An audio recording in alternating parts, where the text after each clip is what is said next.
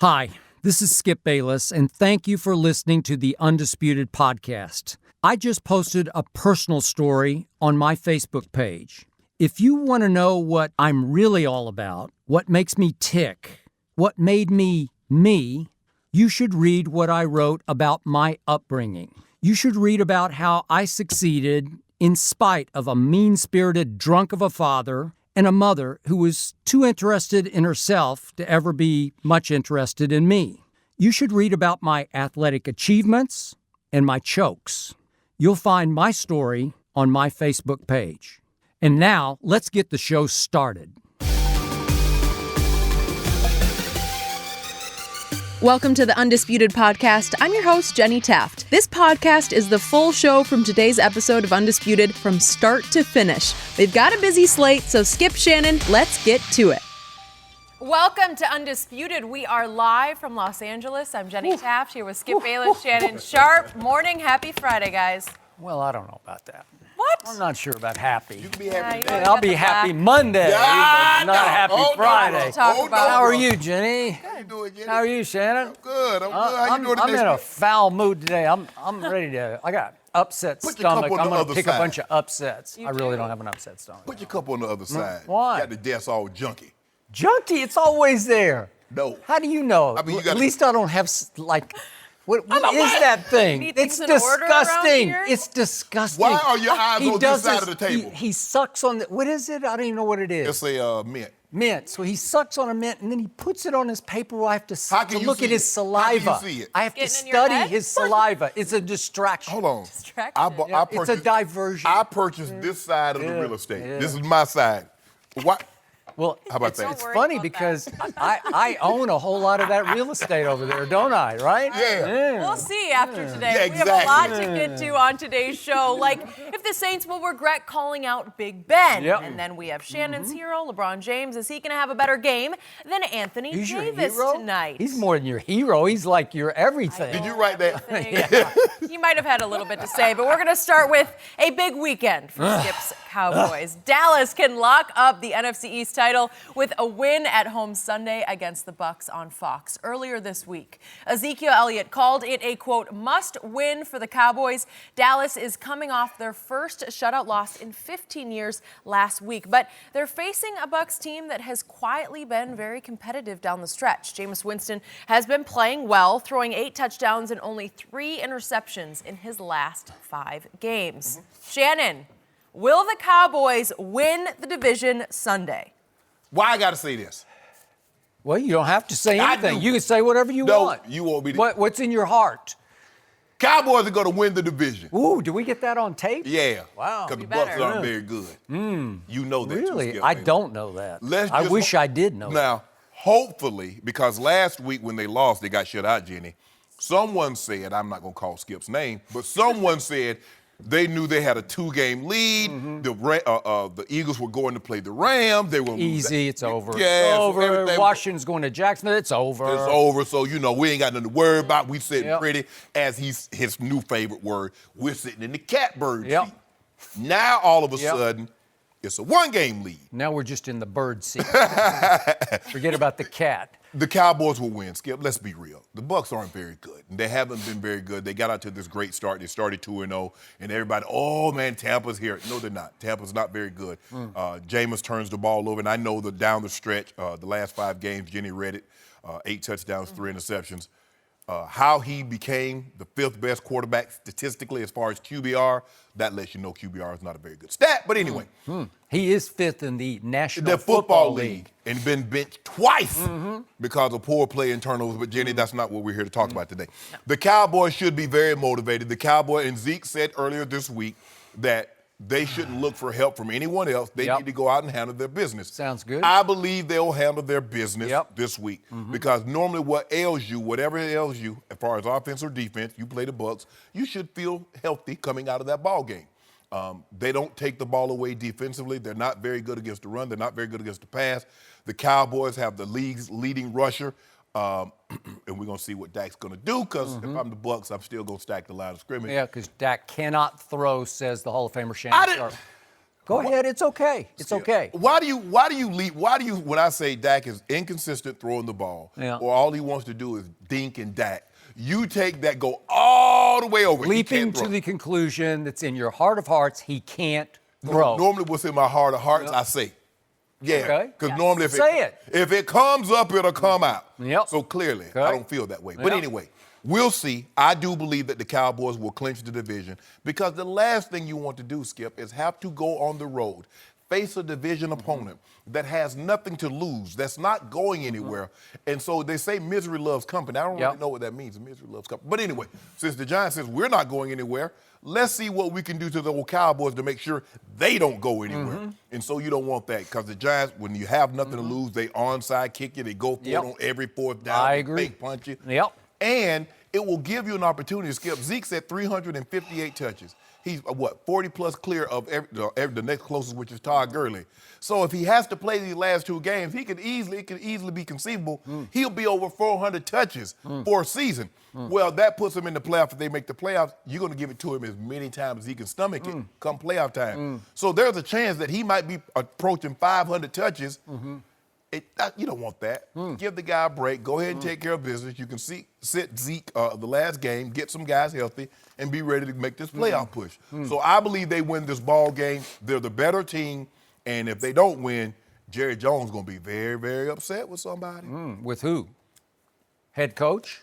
Yeah, Coach Clout, who, by the way, had Ezekiel Elliott in the football game with 4 minutes left, down 23-0, handing him the football. He should have been fired on the spot in the visitors' locker room just for that. Let that man keep Seriously, you can't do that. That's just dumb. That's just dumb, and it's wrong. It wasn't the smartest thing. Okay, it wasn't the smartest thing, but you just listed his touches, and you're trying to preserve, and you do that? Right. You're going to come back with 4 minutes left at down 23? I don't think so with the quarterback who can't throw. Well, hold on, time out. Well, I'm just telling you, that's what happened at Indy. That's what happened. No. Final score is what? I want this to be a big one. I want you to have the courage of everything you just said, your convictions on this game. I'm going to say the Cowboys win 24-10. 24-10? 24-10. But you made a blowout case, right? Hold on. 14 for points. them, that's a blowout, right? Yeah. Yeah, okay. You're 26 in scoring. Okay, so Shannon Sharpe predicts blowout for Cowboys at Jerry World. That's the headline from what you just said. Am I right about that? And I see what you're trying to do because you're attempting to quadruple jinx my Dallas Cowboys with a sort of a blowout prediction. Are the Bucs any good? Yes or no? Yes. They're good, and I'm about to detail just how dangerously good they are. Oh, I missed it. So, I cannot tell you, in all the years we have worked together, 2.5 years, how much for once I hope you're right about this game, because I would be pleasantly shocked with a quote-unquote blowout. My team doesn't blow out anybody except Jacksonville. It was a bizarre blowout. It was an aberration. I cannot explain it because it makes absolutely no sense within the context of everything else they've done this year. But that was all the way back in Week 6 at Jerry World. They jumped up 24-0 on Jacksonville at halftime. Jacksonville came into that game having allowed the fewest yards in the National Football League, and it was 24-0 Dak attack at halftime on the way to 40-7. There's been nothing remotely like that since, because if we do the other 13 games, their average score in that game is -2. In those games is -2. So that's their point differential. In all the other 13 games, they're -2. Right. That's not very good, right? No. Because 40-7 just skews everything. Because the Cowboys aren't very good. Well, you might be right about that. We're about to find out in these next 2 weeks. Maybe not 1 week, but 2 weeks. Their average margin of victory in the 13, let's just do their wins other than Jacksonville. So they won 8 games, so 7 other games. Their average margin of victory is 5. So you got them winning by 14. 14. That would be a blowout. By their standards, that would qualify. And I'm sorry, I do not see it. I'm going to say it again. In all my years of rooting for teams, this is the most frustrating team I've ever attempted to root for, because they teeter and they totter. They see and they saw. They tantalize and they torture, sometimes all in the same game.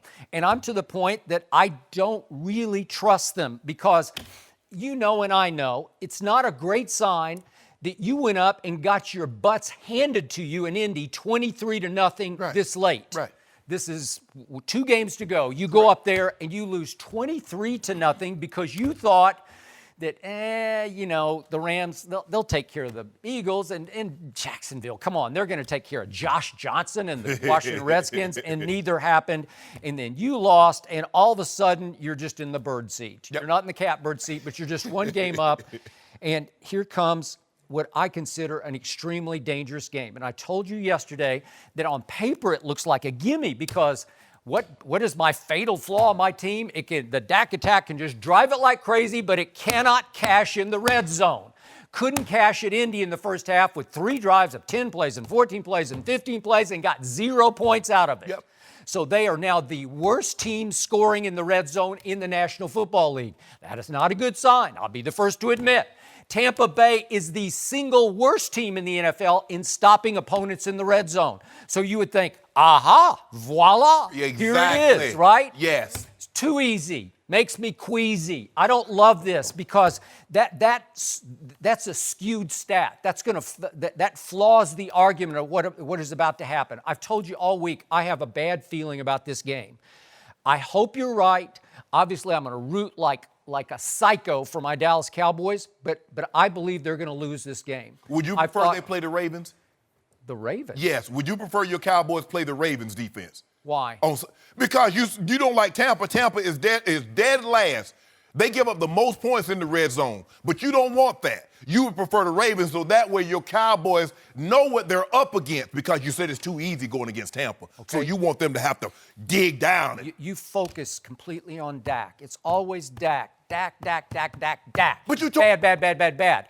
My biggest concern right now is with the other side of the ball because my defense in the fourth quarter allowed Carson, W-I-N-C-E, Wentz, 17 points. Philly scored 17 in the fourth quarter to force overtime. That horrified me. That's a bad sign. And then they go up to Indy, and they don't even show up on defense. At least the Dak attack drove the ball in the first half, but my defense did not show and allowed 178 yards rushing when it came in, allowing the fewest yards per carry rushing in the league. That's wrong. That's bad. You just didn't show up. If you don't mind me asking, Skip Bayless, now I heard you tell me on several occasions for the last 2.5 years, the most important position in all of pro sports is what?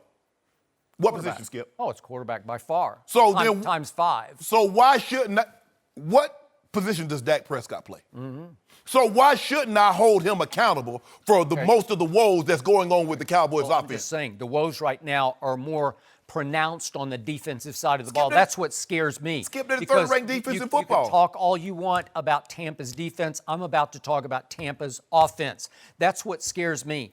Very quietly, Jameis Winston is actually having a very good year. And I know the interceptions. I know he got yanked. Twice. I know all that. Yeah. I get all that.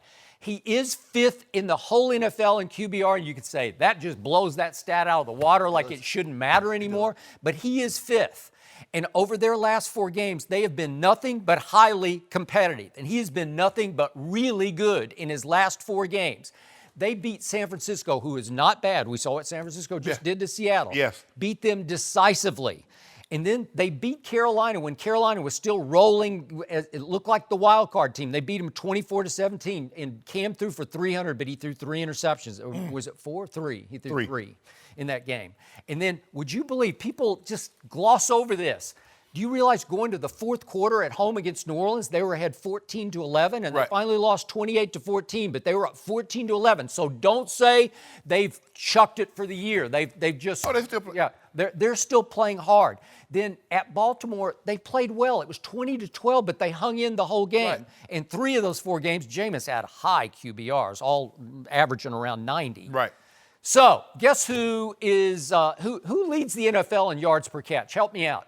Leads the whole National Football League. Which receiver? Probably Deshaun. Probably it is Deshaun. And who is second now in yards per catch in the whole National Football League? Evans. Mike Evans. 1, 2, and there used to be a guy in between them, but unfortunately for Tom Brady, he is no longer in the National Football League.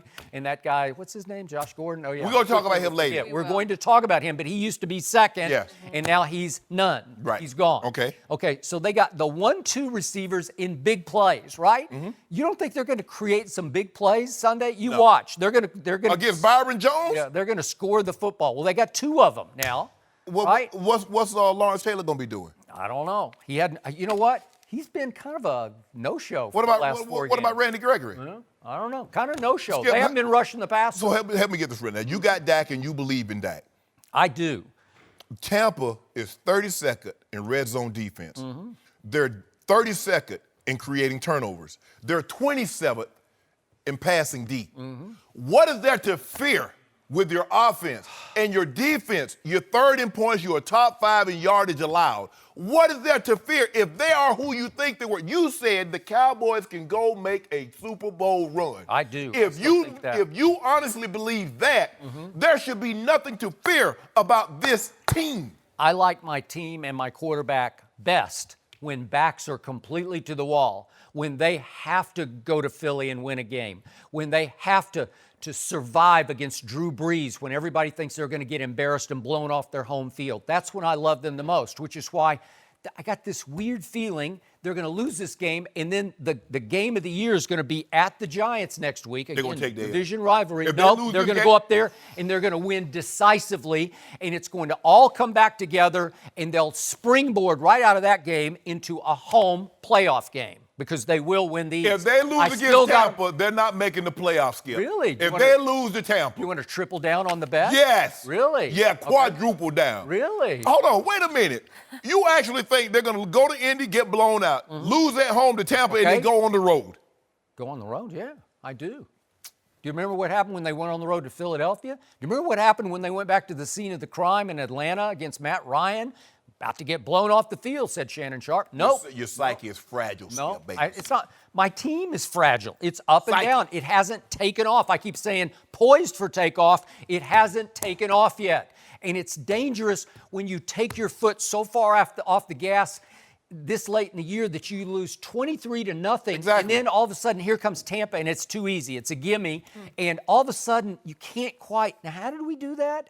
We just went through the 5-game revenge tour. And then how did we do that? And all of a sudden, you get shocked at home, and you say, okay, what are we made of? We are pushed to the precipice. We're on the edge of the cliff. Okay. What are we going to do? Who are we? Do we have backbone or not? Men or mice?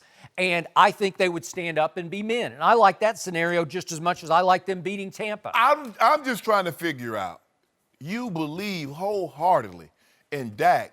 Why are you putting so much emphasis on your defense? Shouldn't that guy bring you home? Okay. Most teams want their guy. I'm glad you brought that up. Let's go back to the one aberration game this year, 40-7 over Jacksonville. Again, I still can't quite figure it out except for one stat. What was that? Guess who the star of that game was? The defense. No, wrong. The quarterback. Stop it. What did the quarterback do in that game that we haven't seen him do that many times this year? He ran 11 times for 82 yards against Jacksonville. The first touchdown was cashed in by one Dak Prescott on a 17-yard run. What makes them go? The quarterback's legs and arm make them go, because when he's running, they are purring on offense. Okay. He goes 11 times. That's career-high rushes for 82 yards. That's a career-high yards rushing in one game. 11 for 82 sparked 40-7. What happened at Indy?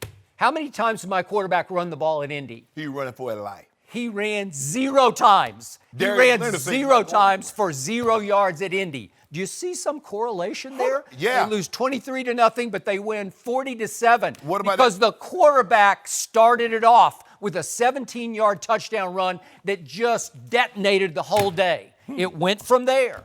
If you don't mind me asking, how many points did the Cowboys defense give up in the first half? When? Against Jacksonville. None.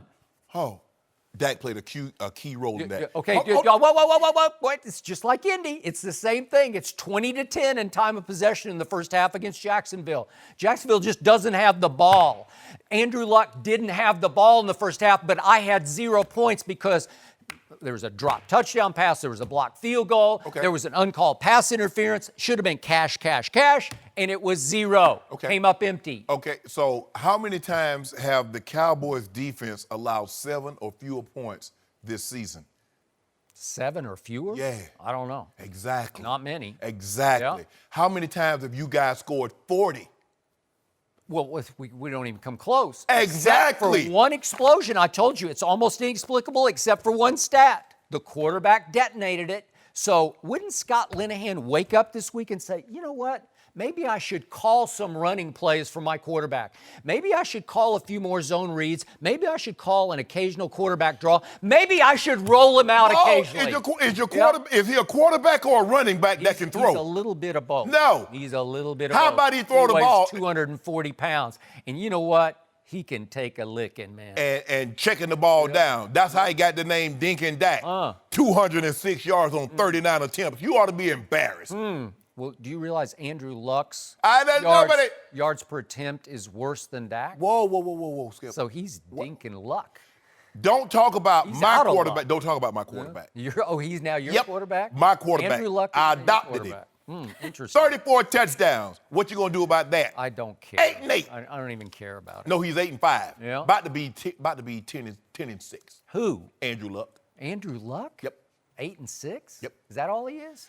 Huh. What you mean? Interesting. Wait, the same Andrew Luck who lost to Jacksonville 6-0? Yep. So wait, my quarterback scored 40 on Jacksonville. Your quarterback scored none on Jacksonville. How do you explain that, Mr. Hall of Famer? There's no explanation needed, but my guy went to Houston. Explanation Yep, needed. my I guess guy not. went to Houston and beat the Texans. Yeah, my guy should have beaten the No, Texans. I don't do that. Deep Shit. into I don't do overtime. that. I don't do that He played shit. well enough to win No, he the didn't. game. No, he took didn't. Deep into overtime. Did he turn the ball over? Did your guy? In that game, I Yeah. can't remember. Oh, you remember? No, I don't. Skip Bayless, you remember everything. You remember how? It's funny. I'm foggy on that. You know what I find it so amazing that you can't remember 2 months ago stats, but you can remember all the grades that you got in high school, elementary, Vanderbilt. You can remember all that. Just like you can remember every game, every catch, every yardage for Yes, every game. yeah. I got 6 for 126 And in two 2 tubs. tubs. Yeah, right? yeah, I remember that. I hear you got every game Yeah. like on microfilm in your head. But all of a sudden, Really? How is that? all of a sudden, you can't remember whether or not. But you remember that. You know what I noticed, Jenny? Now he can go back to week 6. My quarterback had 11 carries. That's a career high, Jenny. Yeah. For 82 yards. That's career high, Jenny. He detonated. But you can't remember what happened in week 10. Mental toughness is discarding what does not help your mind. Exactly. Right? So you discard. Just discard. No, when your quarterback is some slaw, cold. Oh, Dak, you just got called When your cold slaw or cold slaw, maybe. When your quarterback plays like slaw, all of a sudden you can't remember. But you can remember he threw for 455. Yep. He had 243 in the fourth quarter in overtime with 3 touchdowns. You remember all that. But now you can't remember 17 anything. or 20 for Yeah, but you can't. Yeah, 243 and exactly. 3 touchdowns. Go ahead. Keep it going. Keep it going. Let's Wow. move on from Dak. I got to give a score real quick. What's the score? Real quick. I'm doing this as a service to my team because they need to hear this from me. I fear they're going to lose 24-23 to Jameis Winston, who is hot. Can I get a case of dew? Nope. I don't bet against No my dew? team. I would never bet dew against my team. Why? And I hope I'm You wrong. picking against him? I just have a feeling. I told Why? you I had a feeling about New Orleans, and I got a bad feeling about Well, this game. how you going to pick against him? You picked against him? I did. Okay. And again, I'm trying to send a little message there. I hope I'm wrong. I hope you're so right for once. So right. Well, see, here's the first. thing. Here's the thing. You should bet a 2 cases of dew, so that way, reverse psychology, No. they win. No, You I'm like not doing that'll be 2 cases That's of dew well spent. That's against my religion. I don't bet against my team. Unless, of course, you want to give me like, I don't know, 14 points? Nope. No. I'd do that. I'm not betting with your team and not giving you any points. I'll bet, I'll think take you're gonna Dallas win. plus 14. But you'll get- Well, you pick the score. Let them lose this week. Yeah. Oh, you get all the dew you want next week against the Really? Giants. Oh, Okay. yeah. All right. I'm good with that Okay, one. you got your you might scores out? you might drown in dew after this week. Your day coming, Skip. Okay, we're going to Your day move coming. from one day of coming. Skip's faves, Dak, to a different favorite, Tom Brady. But is he going to prove Shannon wrong Yep. and carry Nope. the Patriots without Josh Gordon? We'll discuss next. No mercy. Support for Undisputed comes from our friends at Rocket Mortgage by Quicken Loans, America's premier home purchase lender. Let's talk about buying a home. It can be one of the most important purchases you'll ever make. But today's fluctuating interest rates can leave you with unexpected higher payments, which can turn a great experience into an anxious one. That's why Quicken Loans created their exclusive power buying process.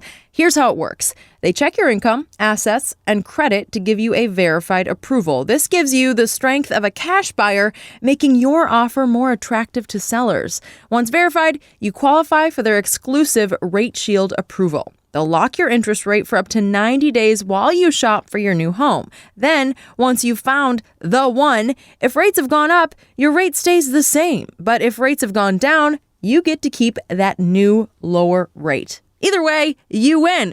It's the kind of thinking you'd expect from America's largest mortgage lender. To get started, go to rocketmortgage.com/undisputed. Rate Shield approval only valid on certain 30-year purchase transactions. Additional conditions or exclusions may apply. Based on Quicken Loans data in comparison to public data records. Equal housing lender. Licensed in all 50 states. NMLSconsumeraccess.org, number 3030. No mercy. Well, the Steelers are a 6-point underdog on the road against the Saints on Sunday. Pittsburgh can clinch the AFC North with a win and some help, and a lot of attention will obviously be on Ben Roethlisberger. Big Ben is a 2-time Super Bowl winner and by all accounts is headed to the Hall of Fame. That is, unless you ask Saints defensive end Cameron Jordan. Let's take a listen. What does this offense do well? We know they run it well. We know they got a couple of 1,000-yard receivers. They've got a quarterback who might be going to the Hall of Fame. He's only been sacked 20 times. Is that true? Roethlisberger? Yeah. So really, what does this offense do well? In this era, you put him at like a top 3 of this era. I wouldn't put him at a top 3, but I think top 5 of this era. I think he's going to go to the Hall of Fame. Top 5 of this era. Roethlisberger, top 5 of this era. You put him at top 5 of this era. A couple of Super Bowls. He's probably going to Is that a yes or no? Yes. You put so you have who do you be your top 5? Drew. Tom. Aaron. Aaron, who's got less Super Bowls than Roethlisberger, but let's keep going. His numbers are impressive. So you're saying You're saying numbers are impressive? His numbers are always impressive. Okay. Aaron. Okay, so then you put him right there. Roethlisberger doesn't have decent numbers. Peyton who? Manning.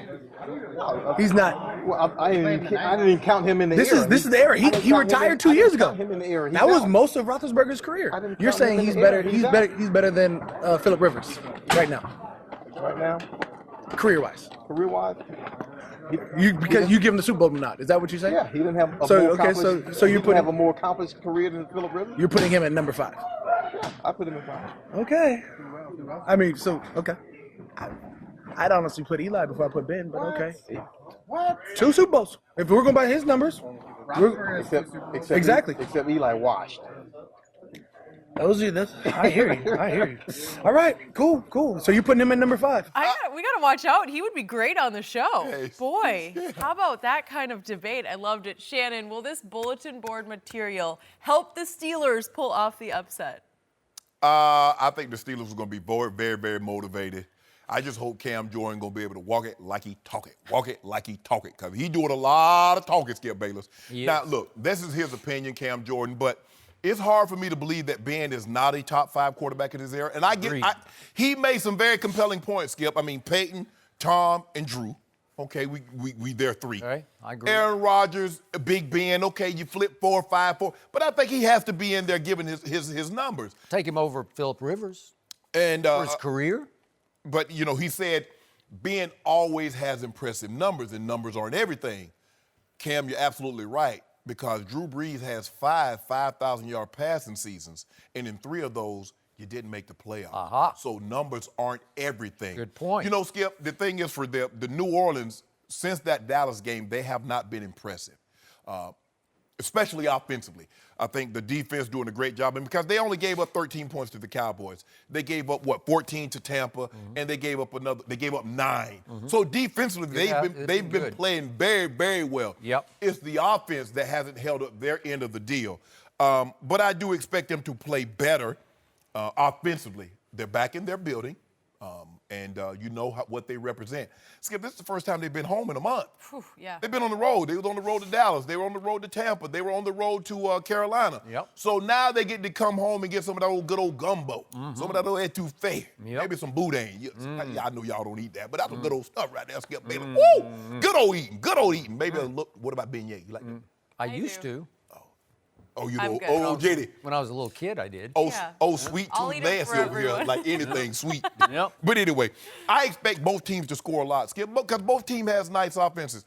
I will give the slight nod to Saints defensively, because they can get out. They can really put, Cam Jordan and Rankins, they can really put pressure on the quarterback. Yep. And I think their front seven, I think defensively they're better than the Pittsburgh Steelers. Yep. So I expect both teams, but Ben is no slouch now. And AB and Juju and McDonald and I hadn't seen a whole lot of Jesse James this year, but Vance McDonald, James Washington is nice. Eli Rogers was just activated last week. Yep. Now, I don't know where Steelers be getting these running backs from, but it seems like they pull out anybody off the scrap heap and they just go get 100 yards. So I expect it to be high flying. I think there's going to be a lot of points scored, Skip. So would I be surprised if both teams got into the high 20s, maybe the low 30s? No, I would not. But man, Cam took some really. I'm surprised because, like I said, I don't really know Cam. I know it's played in the era where his dad played, Steve Jordan, who's a great tight end for the Minnesota Vikings. He was. But I'm surprised that he went, especially at this juncture. I don't really know what's to be gained by taking these kind of shots at Ben Roethlisberger. But clearly, this is the way he felt, Skip. So this is not, this is not something that was rehearsed. The reporter asked him. I'm surprised that the reporter is talking like he's off, even though you can't see him. This is the kind of conversation that a reporter would have in the barbershop. He's like, Eli washed. I'm like, whoa, that's what we would say. Normally, a reporter wouldn't say that, Skip, but that's not the. Obviously, they had some relationship. Right, exactly. But I expect New Orleans to win this ball game. Yep. But I think it's going to be close. Yep. I'm going to say they win 33-27. 33-27. I disagree with you. I believe Pittsburgh is going to go in there and win this game. But before I tell you why, I want to talk about Cam Jordan for a second. He is a bright young man with a quick wit and some wisdom to back it up. But even though he has made 4 Pro Bowls, and last year he made first-team All-Pro, he just made another Pro Bowl team. Right. He has never gotten the sort of personal acclaim playing in the defensive shadow of Drew Brees with Sean Payton, the greatest play caller in the league, right? Right. He never has gotten the attention I believe he deserves. Right. And I believe he's been on a personal mission this year to talk his way into the acclaim that he deserves because he talks big every week. Yes. Every offensive lineman he's going up against is a speed bump. That's what he always calls them. And he and Cam have gone back and forth all year long after they swept Cam the 3 games last year. And I don't know whether he actually sent the broom to Cam. He says he didn't, but then he sort of winks and nods. I don't know. But they've been going back and forth. And he's a delight to listen to. Yes. But he's trying to, this is for his personal advancement, not for his team's advancement. And I think he's going to have to eat these words because I believe the Pittsburgh Steelers just took off. I think they were waiting all year long. They had circled that date against that team that quote unquote owned them. Tom Brady's coming back to Pittsburgh, back to his scene of many crimes against Pittsburgh. And they just needed to right the wrong. And once they broke through and did, I think the whole weight of the world is off their backs, and they're going to come in hot on defense as well as offense. I really like the way they play defense. You like Pittsburgh defense after last week I did against Brady. Again, maybe Brady's not Brady anymore. That's maybe what you he's say. washed. Yeah, maybe he's washed. But I thought that defense came to play. It played high and hot all day long. It was everywhere. That they were smart. And they were physical, and they played with extreme energy because they played out of fear of getting embarrassed again by Tom Brady. Do you expect the Saints offense or the Saints to commit 14 penalties? A lot of those pre-snaps, say 7 pre-snap penalties in that building? I got to tell you, as much as I love the Saints, and we both picked them to win the NFC, there was one turning point play made by Drew Brees that seemed to change everything really in the NFC. And it came late in that game against Dallas after Dak had turned it over where they had the ball down at the 5-yard line. Remember this? Yeah. And Dak gets strip sacked, And I thought, that's it, season over for the Dallas Cowboys. And Drew Brees turned right around 2 plays and 34 seconds later. And if we could see this, he threw it to Jordan Lewis. Do you remember this play? This is the damnedest thing I've ever seen. Yeah. Like, I don't know where it came from. It is so un-Drew. It is. Right? Yeah. Because they got the ball at the 15, and I thought he'll just march them, right, 85 yards, and they're going to win the game, right? Or at least go to overtime. I was hoping only for overtime at that point because it was 13-10. Correct. And then he turns right around and does that? Really? Threw it completely behind his target. It was a horrible interception. I don't know what he was doing. But the pressure that he was under throughout the entirety of the game led directly to that play. Okay, you can make that case. But to me, to my eye and to the statistical eye, they have not been the same, especially on offense, since that throw. Am I right? Correct. They weren't that whole night, obviously, Correct. when they went 3 for 11 on third down. But in the last 4 games, including the Dallas game, they ranked 29th in the league in points per game. 29th? And they came in, obviously, leading by far, having 37. one of the great statistical years, and Drew is having maybe the greatest quarterback year ever. And then they've just sagged since then. I watch them every week, and I say, I can't even recognize who they are because in those 4 games, they just struggled and struggled and struggled to score. Right. And they're just lucky because you made the case. The defense just hung on and hung on. And yet now, I look at this, and I don't think I think they lost their way. Right. I think they lost their mojo. I think they lost their confidence on offense, and they're going to play a hot Steelers team. They come in as, 6-point underdogs? And, man, Well, I'll take those 6. Excuse me, Skip, they're not that hot because prior to them winning last week, they had lost their previous Well, I'm 3. just saying, they just look like they took off to me. Losing to the Broncos. Oh, they were terrible. Losing to the 3. Raiders. They lost the Raiders. And what I told you, though, they're looking ahead. They want that game. What was so astonishing about the Saints in this decline, Skip, is that you mentioned they were averaging 37 points a game going into the Dallas game. Yep. But that's coming off of games in which they scored 57 on the road to Cincinnati, Yep. 48 at home against the Eagles. Yep. So you go on the road and you're only able to muster 10 points. And like you said, they have not been the same offensive team. Defensively, they might have gotten better. Now, who's to say, the Cowboys offense, they gave up 13. Cowboys, they're 26th in scoring. Carolina's offense, they don't razz anybody. And especially Cam just looked so hurt on Monday night. Right. And again, the Tampa Bay. Now we're going to see just how good this defense is. Yep. Because you're playing a team that has an offense that can embarrass you. Yep. Big Ben has 3 500-yard passing games. No other quarterback in NFL history has more than 1. Yep. So he's more than capable. You got Juju, who has 95 catches, 1,000 yards. AB is already over 1,000 yards, 13 touchdowns. So they have the firepower, the weapons on offense to put pressure on this Saints defense. So we're going to see just how good the Saints defense is because you're not playing a bottom-feeding offense in Carolina or the Cowboys or Tampa Bay. Yep. You got a high-powered offense, and Ben is going to go out and look. Ben is Ben Roethlisberger. But you hear what people think about you, and you never want to hear your peers think negative about you. No, I agree. You think Eli better than me? You talking about Phillip Rivers, who only has 1 or 2 playoff wins, is better than me? Yeah. No A-Rod, Super Bowls. Yeah. come on. Ben's been to 3 Super Bowls, Yeah. won 2. Okay. That's got to count for something. Yeah, and that's why he has the edge over Eli, obviously. In the regular season, he has huge edge over Eli. Right. So you can't say, well, are you trying to tell me Phillip Rivers, if he didn't play for the Steelers, he wouldn't have it? Yeah, it's easy to say that, Skip, but we never know. We got to just do it what we have. And so I think the Saints will win because I think their defense is just better than the Steelers' defense. Look, Steelers, come on, Skip. With the exception of Joe Hayden back there. Now, the question is, I believe he'll travel, follow Michael Thomas, and we're going to see if Drew can get these other guys, Kirkwood and some of these other guys involved. And Steelers rush the passer? Yes, they can. They get after Brady last week? Yes, they did. Will they get after Brees? Yes, they will. Yep, they will. You watch. And you said it was important for them to go home. They're averaging 38 points per game at home. And Hey, you had Dorothy said it, Skip. There's no 33-27. Did you want to give a prediction? Yes, I do. I got Big Ben, the 5th best passer of his era, best quarterback of his era. I got him winning 27-24. I think lower scoring. Can we get some do? No. Come on, I don't care about these so in games. other words, you got the lead. So you about to pull a Dean Well, Smith, will Coach you Smith. give me the points? No.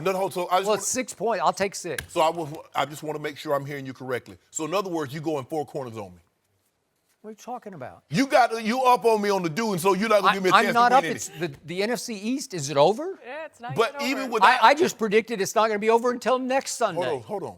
But even You without could still rally. You could have a 6K swing over the next. But you still would be up 5. Give me a chance to win something, Skip. Well, I'm not going to just give it back to you. You're I'm not going giving- way out on a limb. No, you're not going out on a Wait, limb. Jenny, does that qualify as an upset pick? That's a huge upset. It is an So in upset. other words, to beat New Orleans. So in other words, I got to go to the fair and see all these fun games with all these toys and things I can win, and I can't even get a chance to win them. I earned those Taking a look. cases. I earned them the hard You way. did. I'm not going to just give You them didn't back. earn. No. Maybe you earned can convince him. We got a couple more Some hours of to you go, swindled me Shannon. out I of didn't the We're gonna swindle you. move on. You're in the Hall of Fame. How can I swindle a Hall of Fame? No mercy.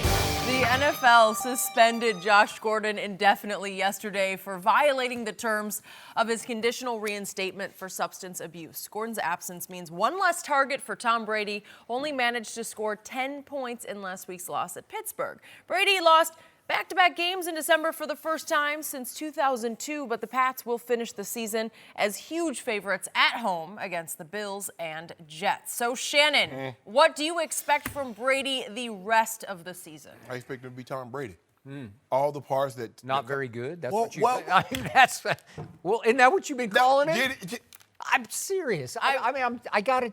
I don't. Are you looking for the question? Yeah, I could have swore it was my turn. Okay, Oh, it is. but wait a second. When you say I expect him to be Tom Brady, all I've heard from you for the whole week is he's not very good anymore. So that's what you're expecting. You gonna let me finish? I don't know. Okay, can I finish? I need definition. I'm gonna give you definition. Who is Tom Brady to you, Shannon? Again, I've been told for the longest time everything in New England as far as players are interchangeable except number 12. Well, that's a fact. Okay, then. Yeah. So this should have no effect on him because I saw him come back from a 28-3 deficit without Gronkowski. I saw him throw for the most yards in playoff history without Julian Edelman. So with that being said, this should be, as the word Cam Jordan, this should be a speed bump. This should have no effect on him because Skip Bayless has told you and I, Jenny, he go get 3 guys from Dorchester. Okay, now you're just being sarcastic. So what do you really expect? What's the truth?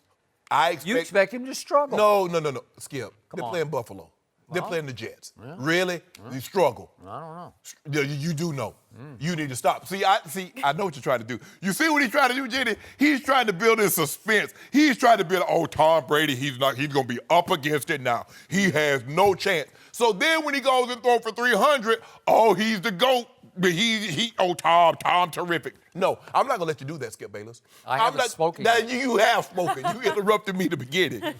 Look, Josh Gordon was the only guy that could take the top off the coverage. He's the only guy that you can throw the ball up in a crowd, and he could come down with it. Now, most of the guys are in a crowd because they can't run anymore. Gronk is in a crowd because he can't run anymore, Skip. Julian Edelman, I believe he's still probably another 6 months from being totally healthy on that knee. I agree. But maybe he's 32 years of age, and maybe 32. some of that start quickness agree. is starting to dissipate. You are correct. Chris Hogan is a guy, Skip. Yeah. You just can't tell him to go get open. You have to run plays to get him open. Like you run rub routes and you see the Pittsburgh Steelers DBs running to each other. Now he has untouched 63 Or yards. run a fake reverse where the defense completely screws it up. And have Edelman throw him the ball down the field and they blow a coverage and boom. That's what you get. All right. But look, Josh Gordon was on the field 72% of the snaps for in 11 games. He had 40 receptions, 720 yards, 3 touchdowns. So there was an outside chance, very outside, that he could get 1,000 yards after missing the amount of time that he did miss. But the Patriots always find a way. It doesn't matter who comes or who goes. They find a way offensively to get it done. Now, what we're going to see is an uptick, Skip. And everybody looks at Kamara and they look at Christian McCaffrey and they look at Zeke. But the guy that has more targets than those guys is James White. Yep. He's the most targeted guy on their roster. So on check down, so we keep talking about check down Alex and dink and dunk Dak and around the line of scrimmage, old Andrew Luck. Your guy throws the ball to the running back more than any other quarterback in football. But those go for nice gains, so it doesn't look like a check down on yards per attempt. So is that him or is that James White? I'm just trying to figure it out, Skip Bayless. So you say James White is the MVP of the Patriots? Oh, my goodness. You see Well, what I don't know. I think you're just trying to make that case. Skip, you saw what he did in the Super Bowl. He had 14 catches. A lot of that, Skip, they was 3rd and 5. They dump it to James White, he gets 6. Or he gets 7 yards. He was unbelievable. He could have easily been the MVP. I understand why they gave it to Tom Is that Brady. breaking the rules? I mean, is that within the rules to throw it to James White? You do that all the time. You know what, Skip Bayless? No, I mean, you act like it's against the rules somehow. Like you can't do that. It's funny how when Tom Brady checks the ball down, it's well within the rules. But let Aaron Rodgers check the ball down. You let Andrew Luck check the ball down. Now all of a sudden, his yards per attempt is not even close to Tom Brady's. Why you do that? Aaron Rodgers has the 4th worst yards per attempt this year. Tom Brady has actually the 4th best. But all right. He's checking the ball down, right? Okay, yeah. Okay. Is it my turn? It's your turn. Okay. What you're about to see is real, raw, all-out psycho Tom. And I tell you, this guy's got this alter ego that I can't quite explain, but when he's on a football field competing, he goes somewhere else. He goes into his own personal twilight zone, and sometimes I can't even recognize him because he just loses it, man. And he usually loses it on the opposition. And I think you're going to get all the psycho Tom you can get over the next 2 games because these are going to be grinder games against division opponents. Josh Allen and Sam Darnold. That's going to be grinded games. Josh Allen is, believe it or not, who's a running back masquerading as a quarterback. He is 2nd in quarterback rush yards this year in the National Football League. So he's got 506 rushing yards. That's second only to Lamar Jackson's 566. And Josh Allen is averaging 7 yards a carry. 7 Think about what yards you a carry? said. Skip, if that was a running back, I said, oh, my goodness, that's unbelievable. But Josh Allen's job is to throw the football. Yeah. So him running the ball, you actually think Coach Belichick's going to let him run the football and beat them running the football? So I'm trying to figure out how the Patriots are going to score because all of a sudden you have to elevate receivers because Josh Gordon had the 2nd highest yards per catch in the National Football League. He was 18 yards per catch. And that play he made against Aaron Rodgers' team that night, that breakaway play that broke the game open. Yes. See, they can't do that anymore. They don't have that anymore. I guess Philip Dorsett's capable of that, but I never see it happen. I mean, he can run, but he can't actually catch and run on the football field. Right. He's not a great football player. He doesn't seem to know how to do it.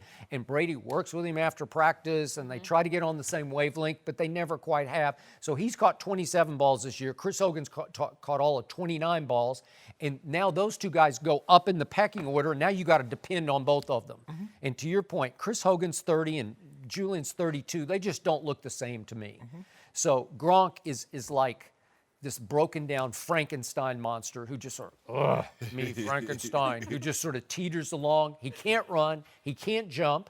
He can't be trusted anymore. So he's going to throw it to whom now? I don't know. I thought Josh Gordon was like a godsend after 4 or 5 years. What? Yeah. Hold up. Not the Josh. I know you're not talking about the Josh Gordon that had the piano on his back. So not only did they But move, it was all he had. At least he had a guy with a piano on his back. now not only did they help Tom Brady in removing a guy that had a piano on his back, they removed the piano and the guy that was carrying the piano. They sure but did. I don't. Skip Bayless, I'm not gonna let you or all these Brady fans. Yep. No, I'm not gonna let you off the hook. Yep. If he struggles, I don't want to hear he doesn't have anybody because that's what you commend him for. Him not So- having an AB or a Julio and putting up these numbers. So let me make sure I'm correct about this. Yes. You said Tom Brady did not deserve to make the Pro Bowl. He didn't. Okay, so that means New England has 0 Pro Bowlers on offense, correct? Correct. No offensive linemen, no skill players, no running back, no What- quarterback. No. Right? Hold on. They didn't have any 2018. Gronk is a multiple-time Pro Bowler. But he's not anymore. You just said it. So he's dismissed. He's out. So He's washed. So let me just make sure. So are we going to wipe away all the Pro Bowls Yes. and first-team All-Pros Yes. that he made? Yes. They had none this year. So on defense, the woeful New England Patriots featuring the genius Bill Belichick, who's lost his fastball on defense, has not. coaching defense, they had 1 Pro Bowler. They had Stephon Gilmore, and that's it. How many from Buffalo? Yeah. I don't know. I don't really care. I'm You talking do about know. New England right now because on paper, I promise you, if you got GMs to vote on breaking down the teams, Buffalo would be right there with New England in talent across the board. They just would. I'll take LaShawn McCoy right now. He for what hurt. they have. Yeah. Hurt. Well, I'll just take him. You want a hurt guy? So right now, yards per rushing attempt, New England is 28th. You like that? Because now you got to sort of go back and feature the run, right? Yeah. They're 28th in yards per rush attempt. You like that? Well, I don't. Look, it looked to me that they were starting to turn the corner as far as being able to run the football, and then Sonny Michel got hurt again. Because remember, Skip, he was hurt coming into the season, and so he got his legs up on him. And I told you, I say, Skip, just be patient with it. They'll find a way to use him like they did at University of Georgia. Mm-hmm. And Josh McDaniels came up with some great schemes in the 3 wide receiver set, and he started to crease people. Then he got nicked. And so they kind of fell back to the pack as far as running the football. But, you look, is the moment that you think that all hope is gone in New England, they find a way to get it done. Okay. I expect them to do the same thing. I've seen a team that cannot rush the passer. It cannot get off the field on third down. I think it's 29th in the league in stopping third downs. And I saw a team that at Miami gave up 189-yard rushing and then 158 at Pittsburgh. That won't get it done. So Tom Brady's going to have to win in spite of a substandard Belichick defense and with no other Pro Bowlers on offense and having lost his best target. That means Tom Brady at age 41 is up against his highest degree of difficulty going into the playoffs in his career. Would you agree with that? It would be. It just would be. But right now, if you had GMs vote on receiving cores, New England would finish in the bottom 5. Yeah, I agree with that. Okay. They're not very good. Okay. So, defensively, I can just show you the numbers. They scream. I'm just being nice about it. It's a below average Belichick defense. Well, Skip, if you think about it, with the exception of Chandler Jones, they've really they haven't had since the McGinnises and the Seymours a guy that can consistently get to the quarterback. And so what they try and make you do, they don't want to give up the home run. They want you to nickel and dime your way down the field. Once the field is condensed, they feel they can coax you into making a mistake, as opposed to giving up the 50-yard to 60-yard touchdown. If you notice, that's what they did to Pat Mahomes in the first half, Skip. Yeah, he drove the ball, but as soon as they got down to the red zone, they forced him into some turnovers. And that's the way they play defense. They force you to make a mistake, and then Tom Brady capitalizes on it. Okay, thank you. They still have number 12. Okay. So they can obviously beat Buffalo, and I believe they will beat a rookie quarterback with the Jets. Oh, they can beat Buffalo. Well, I think it'll be a grind. You watch it be a grind.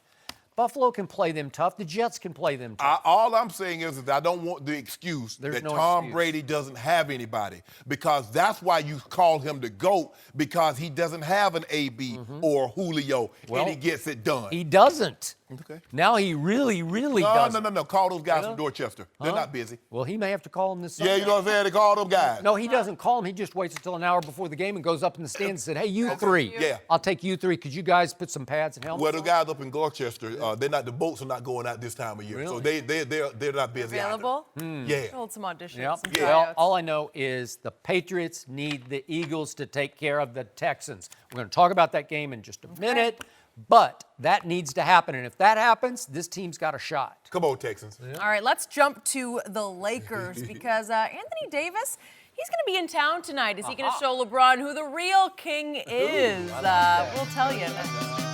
No mercy.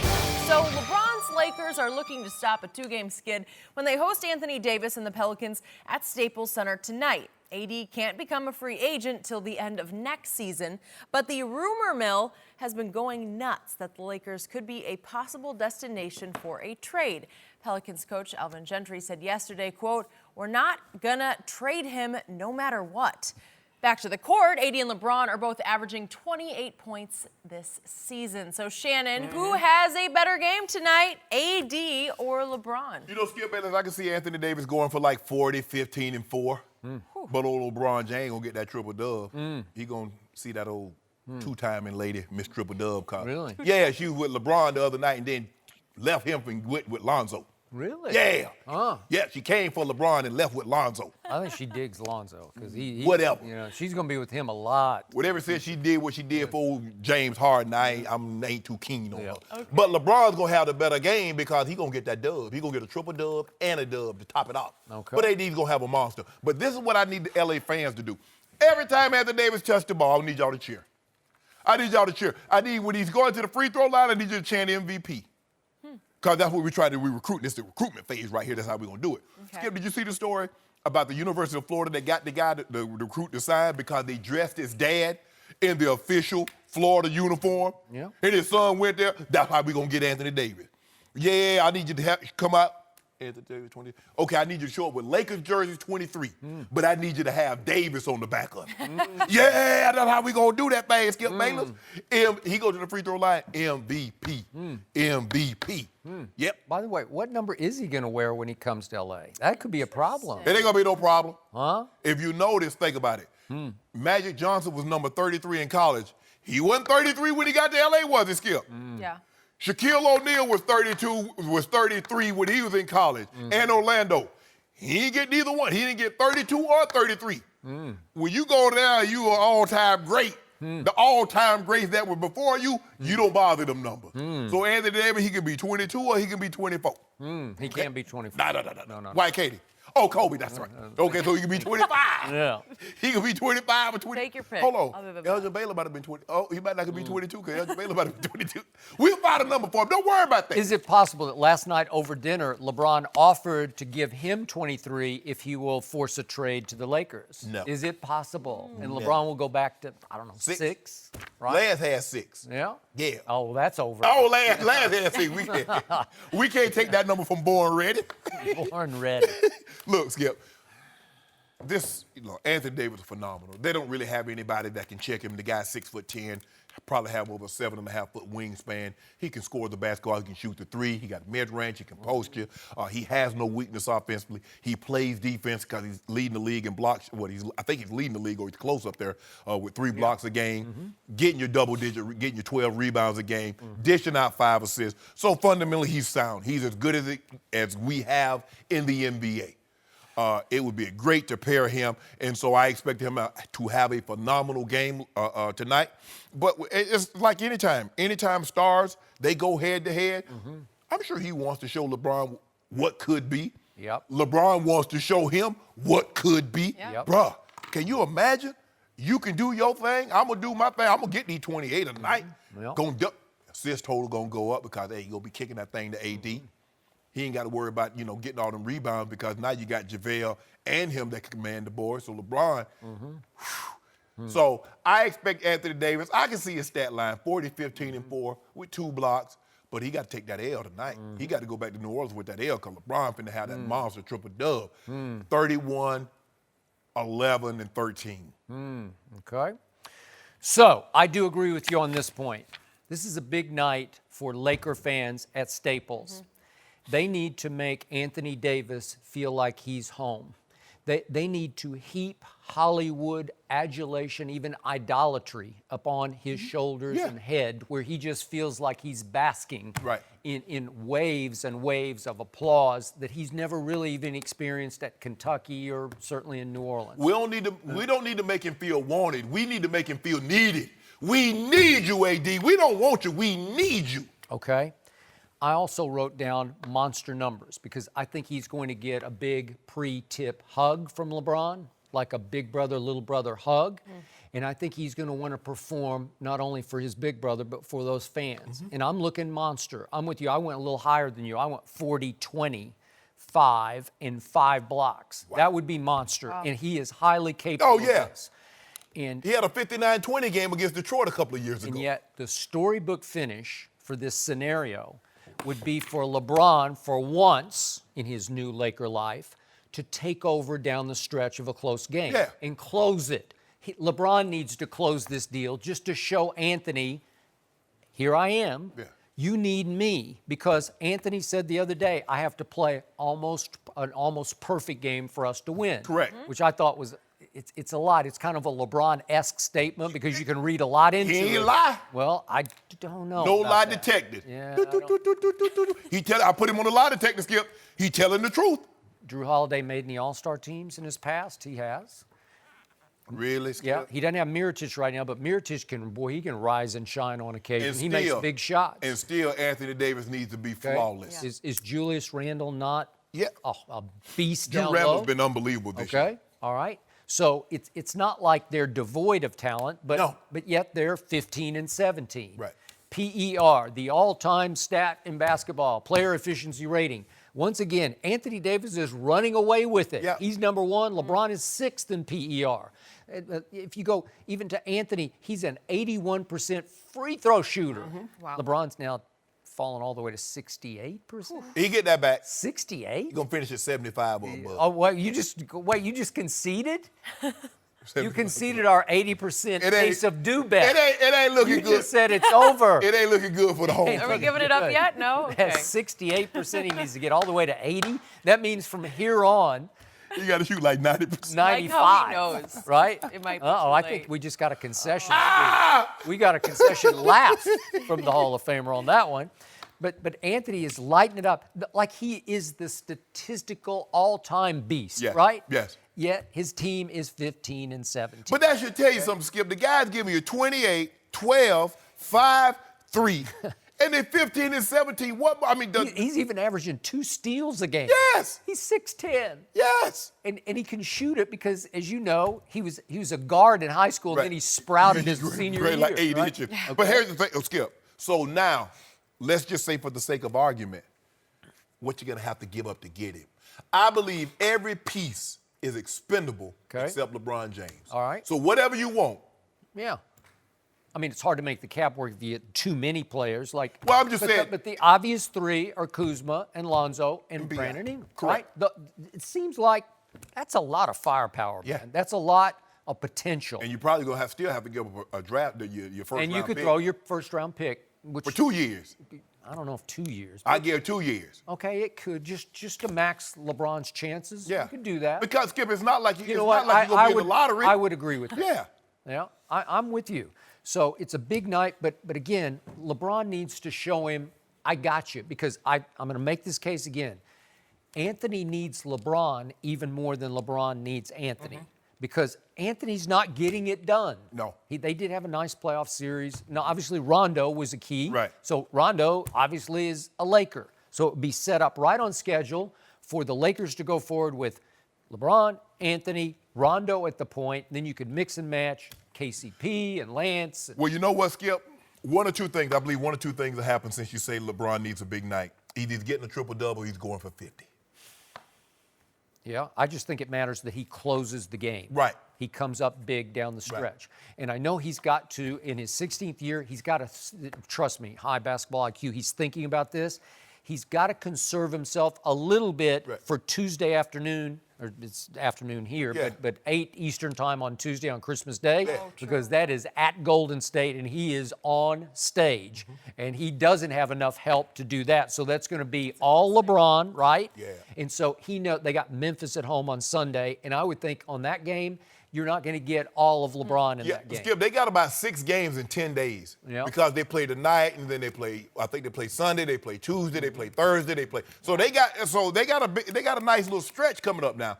If we get 5-1 out of that record, we're gonna be sitting pretty. Yep. I just hope I'm awake, Tuesday, because I'm gonna be, after that You're going to nod off? after that dressing kick in. Really? Yeah. Well, do you eat turkey on Christmas or not? I'm eating some of everything. It's already out. Yeah, I Preparing got for this. They whipping this thing up. I'm gonna have some ribs. I'm gonna have turkey and Ooh, dressing. the restaurant? Really? Cornbread. I got an old blueberry cornbread. They cooking that thing in an iron skillet. You eat corn? That old iron skillet, old heavy one, Skip. Cornbread on Christmas. Yeah. Okay, all right. Sounds good. That's your one splurge. One? That's my sweet. That's You guys my are dessert. too healthy for me, but You I had do a- my best. Jenny, you keep on talking. It ain't like you cooking.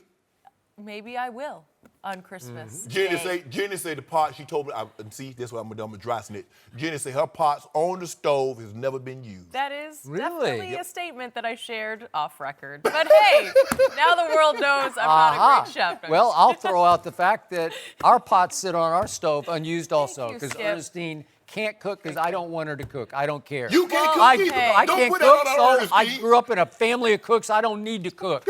She doesn't need to cook. She doesn't want to cook. She's That like, I ain't doesn't cooking. make her any less of a woman. Thank you, Skip. Well, thank you. To put up with you. Thank Let's you. order a True. takeout together. Will the Bucs ruin the Cowboys' Christmas on Sunday? Rob Parker is here. Let's see if he does any cooking. He'll help us next. No mercy. Dallas can lock up the NFC East title with a win at home Sunday against the Bucs on Fox. Earlier this week, Ezekiel Elliott called it a, quote, must-win for the Cowboys. Dallas is favored by 7 in the game, but they're facing a Bucs team that has quietly been very competitive down the stretch. Jameis Winston has been playing well, throwing 8 touchdowns, only 3 interceptions in his last 5 games. We are joined by Rob Parker on this Friday because we got What's to get your happening? take Here we go. on this matchup. I do want to say Sunday. this. Merry Christmas to all you guys. And I enjoy working with you guys. It's so much it. fun. Do you got free? You got. What about Monday? I'm not working Monday. This is my last time I'm going to see you before Christmas. Is that okay? I appreciate Merry that. Christmas. Merry I'll Christmas see to you you on too. Christmas. We enjoy you here because you especially have a good time when we're talking about the Cowboys. And Tom Brady. Yep. Yes. So Sunday, Here we go. who wins this game? I have Tampa Bay 21-17 winning the game. Close game, but they win. And if you're a Cowboys I want to fan, thank you for that. I do. Do you? Seriously, I thank you for that. Go ahead. okay. And if you're a Cowboys fan, you want the Bucs to win. Hear me out, Skip. Yes, they had the little 5-game win streak. You remember Troy Aikman about 6 weeks ago, said this whole thing's a mess, got to be blown up. The organization's messed up, blah, blah, blah, blah. Dysfunctional. Yeah. Dysfunctional.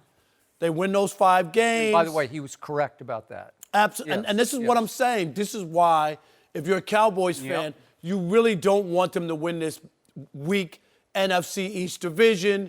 You want them to lose the last 2 games, Oh, not well, make then the that would be a playoffs. disaster. No, but because you're fooling yourself if you think that this is all corrected, because you'll be stuck with Jason Garrett, who you can't get rid of if he wins the division. Right. You'll have to sign Dak Prescott to a big contract, which will be a bad contract the minute it's signed, because here's another situation of a guy who's probably the brown-skinned Matt Stafford. You know what I mean? You just won't win. You won't win with him. Okay. Not the big game. And Tell Skip that. and look Skip at- will look- invite you over. look at they have. You just got uninvited. I got uninvited. I got to find somewhere else Yes, to go on yes, Christmas. you do. But they scored 3 touchdowns in their last 12 quarters. It's not so. When you look at Dak, I know they've won some games and that people felt good like they turned it around, but I still don't believe in him. And I think if you're a Cowboys fan and you honestly want your team to one day win another championship, I'm just not convinced that guy is the guy. Well, I differ. I picked the Cowboys to win because they should win. The Bucs are dead last in red zone D. They're 27th in pass D. They're dead last in turnovers, in forcing turnovers. The Cowboys, they're challenge scoring the football. They're the top three in time of possession. So in other words, they possess the ball, but they don't really do anything with it. They don't put the ball into the end zone. And this is what I tried to tell Skip, like with time of possession, no, you want to put the ball in the end zone. It doesn't matter how often or how long you have the ball if you're not putting the ball in the end zone.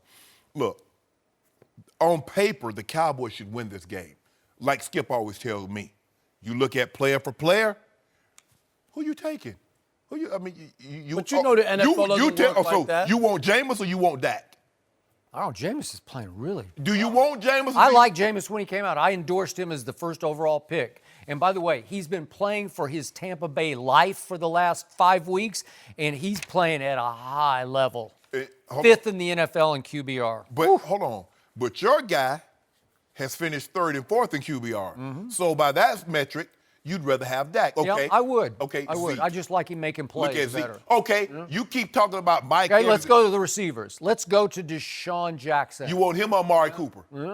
Wait, how about Mike Evans? That'd be a wash, so to speak. Okay. That'd be, right? Offensive That's line. a 50-50. Offensive line. I don't know. Mine's battered. I don't even know if Zach Martin's going to play. He not. I don't know if Xavier's going to play. Okay, now we're going to go to the other side of the ball because this is where the Cowboys are loaded. Other than Gerald McCoy, I don't know if there's a player on your defense, on Tampa's defense that can start for your defense. Yeah, and yet my defense has not shown up really for the last 2 games. It didn't show up against Philadelphia, gave up 17 points at home in the fourth quarter. I do not love that. Well, it just flat out no-showed at Indy. Well, no-showed. 178 yards rushing by the Colts? Well, That's a no-show. Well, what happened is that your offense put your defense on a short field. We ain't gonna mention. So, are we gonna talk about those turnovers that Dak had that put their defense back on the field? In Philly, you mean? No, at home. Against Philly. Yes. Yeah, well, I got you. 'Cause Okay. He didn't really turn the ball over. You threw one off Blake Jarwin's hands when the game was out of hand. Oh yeah, And you were talking about Indy. No, we're not talking about that. But Skip, think about it. Now they only gave up 13 points. They gave up 10 points to the Saints. This is a very good defense. It can be. But Tampa is outgunned, and the Cowboys should win this game. And I think I had to score 24-14. So No, you said 10, 24-10. You added a 14 Yeah, point game. I meant the 14 points. okay. They should win the game by 14. 24-10. Yeah. Yeah. Okay, we got you marked down. So, earlier in the show, I told Mr. Sharpe sitting across from me that I do not love my team's chances in this game. But my scenario is very different than yours because I love my quarterback and I love my running back and I love my new receiver. Your coach too? And I do not love my coach. Okay, I'm just asking. And why my running back was in the football game at Indy with 4 minutes left, down 23-0, carrying the football, going nowhere fast. Why are you doing that? Why are you using him up? He should have been fired on the spot, and then maybe heavens would have opened and be a new day. Well, what he was trying Let to do. Chris Richard take over. How about this, Skip? He wanted to get Zeke some extra carries, so therefore if they win next week, he could rest and Zeke win the rushing title. But you also a chance that he could get hurt out there. Yeah, in a I meaningless don't game. love the risk reward. Oh, I totally agree. Okay, so I cannot defend 23-0 because it's a bad sign this late in the year. I know why it happened because they went up there thinking, we got a 2-game lead. We got Philly having to go play the Rams. That's going to be a wipeout. We got Josh Johnson, quarterback in the Redskins, going to Jacksonville. It's going to be a wipeout. And you know what happened? The wipeout really occurred up in Indy. And I just don't love them trying to get their momentum back against a Jameis and company that have competed at a high level for 4 straight games. They have been in every game. They had New Orleans down 14-11 going to the fourth quarter. They have not given up. They just keep battling. And again, I don't love their coach. I don't love their GM. I don't love where they're heading, but they have an opportunity late in the year to go do something that will matter. And I do think Jameis, he's not only playing for his Tampa life, he's playing for his NFL life right now because if they dump him, is he going to be anything more than a backup somewhere else? I'm not sure he's going to get a shot if they cut him. I know he ain't getting $21 million. Well, that's because that's what his option is if they pick Okay. it up and he comes back So next year. I've had this queasy feeling all week long, just that I had a good feeling going into New Orleans game, that they're going to blow this game because they've lost momentum. They've lost their way a little bit where you can't quite get it back against a team that is game. And again, Deshaun Jackson leads the NFL in yards per catch, and Mike Evans is now second in the NFL in yards per catch. You want to talk about dangerous? They can put up points. I think a little, maybe more points than you're talking about in your score. Okay. But my storybook scenario is you blow this game, and all of a sudden you still have one last shot at the Giants. Division rivalry, and the Giants would love this opportunity to salvage their season with one big upset, spoiler alert, here we come game, with Odell finally playing a game. I don't even know if he's going to play this week or not, but he'd play that game, and maybe Eli would think I can be fourth quarter Eli, I can be playoff Eli, and I would love my quarterback in this game at the Giants. And I would love if just when everybody thought that they had fallen completely on their faces, as they have been wont to do in their history, For them to bounce back and have a convincing win at the Giants to win the division would be perfect. And it would springboard them right into a home playoff game the next week, which would springboard them into an away game that would be very dangerous for the home team. No. Yep, I would love my springboard them into a loss. They're losing. If they lose to Tampa, I think they would lose to the Giants. No, I do not. I would love it. I would love it. I think they would lose. I would win more dinners from you because you're about to be down 2 because you got the Patriots missing the playoffs. I don't think they're going to miss the playoffs. But that's so I got one dinner down, right? You're about to be 2 down, yep. So here's the point.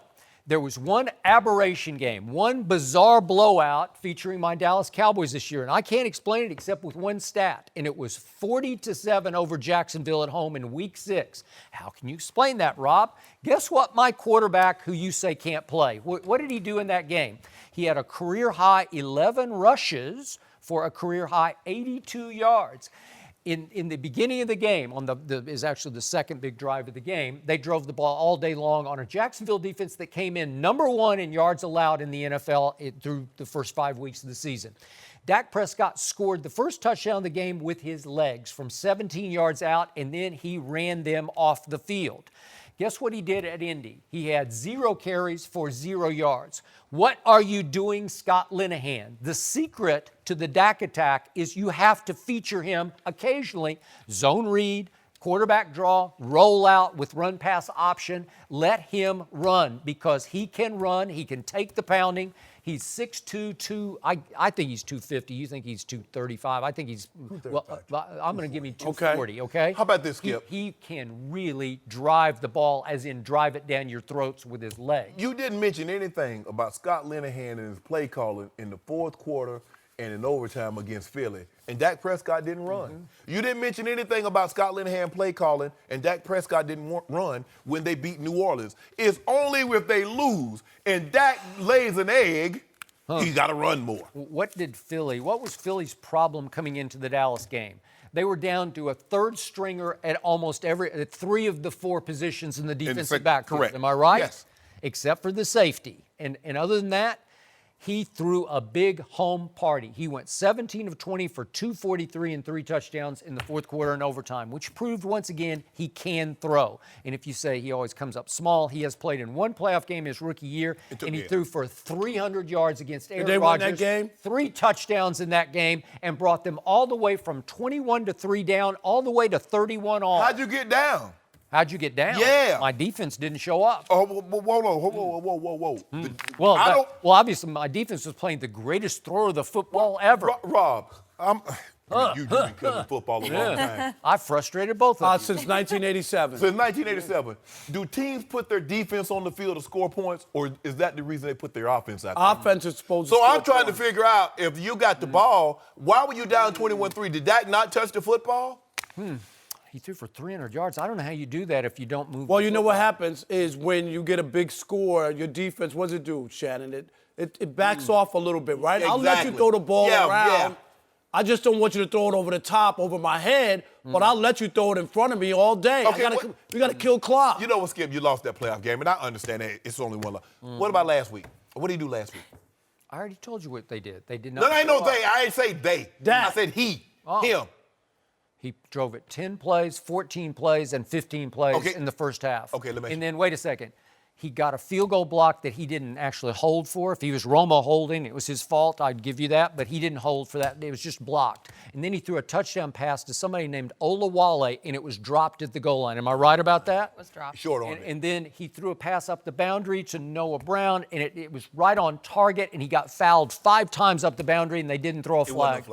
So you're And it would have been convinced first and goal at the 5. They should have had 17 in the first half. that when they sign him to this big contract, you're good that Dak Prescott one day will hold that Lombardi trophy over his head and win a Super Bowl for the Cowboys. He's held plenty of them. They got 5 of them in Frisco right now. I'm sure he's held those. Well, it's good the Cowboys are back home. They're 6-1 at home. The Bucks just 1-6 on the road. This is going to be sweet when they lose the last 2 games. Woo! Don't do that. Would you like to see bet about that. 2 dinners on that right now? Let's go. Seriously? Yep. You just Making it want to easy. feed me. I don't. Okay. I think All right, they're I going got to lose you. to I got Tampa you. Bay and All then the right. Giants. Okay, I got it. All Thank you very right. much. Well, thank you. We'll see. Thank you. Tampa Merry how this Christmas one to you ends. too. Merry Christmas. Rob, thank Am I you still for being invited here. or not? I'll decide. But based on Sunday's performance, we'll see. We'll see on Monday. Also on the road, Lamar Jackson. He's facing Phillip Rivers tomorrow night. And Shannon, Super Bowl pick, the Chargers. How are they going to handle that one? Who will play better? We'll discuss the dueling quarterbacks next. No mercy. And the Ravens are a 4-point underdog tomorrow night here in LA against the Chargers. The Chargers are red hot, winning 10 of their last 11 games to put Phillip Rivers in the MVP conversation. The Ravens are still battling for a playoff spot and have won 4 out of their last 5. Lamar Jackson is dominating on the ground, tying an NFL record last week with at least 60 yards by a QB in 5 straight games. Shannon. How much of a shot do you give Lamar to pull off the upset? I give the Ravens a 20% chance, Skip, because of the style. I think this game will be a lot closer because what the Ravens can do, they can possess the ball and limit your opportunity from an offensive perspective of getting on the field. Now, I like Gus Bradley because Gus Bradley has had success. When he was in Seattle, he played against Colin Kaepernick.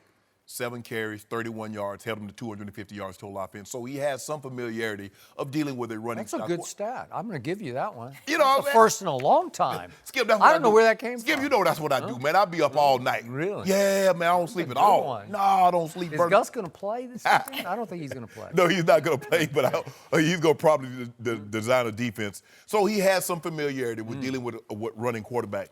Now, Lamar's had, the thing is he is 4-1 in his last 5 starts.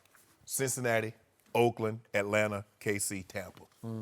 5 of the worst defenses that he could possibly go against. So that number is a little skewed. I would like to think that the Chargers' defense is a little better. But what they can do, Skip, is that they can possess the football. They keep him in a manageable situation where it's 3rd and 1 to 3. So you don't really know. He can still run it and get a first down, or they give him some easy throws. And also what makes it tough, he's playing behind an outstanding defense. Number 1 in points, number 1 in total yards. So it's not going to be a situation where he's going to be behind 28-0 and then you have to throw. I don't think so. Now, the thing is, can the Chargers race out to a lead, say 14 points, and force him to throw? Get them out of that running game because they run the ball. Skip, they're averaging 230 yards over those 5 starts.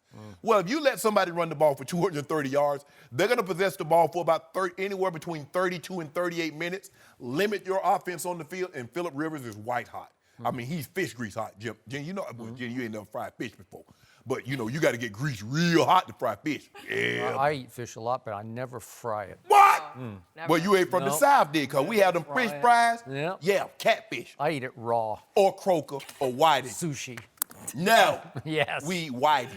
But anyway, Skip, Bayless, see, you always trying to got throw me you off off track. Look. Because you were hot, man. You were hotter than fish grease. Yeah. But Phillip Rivers, he's played his way into the MVP discussion. Yep.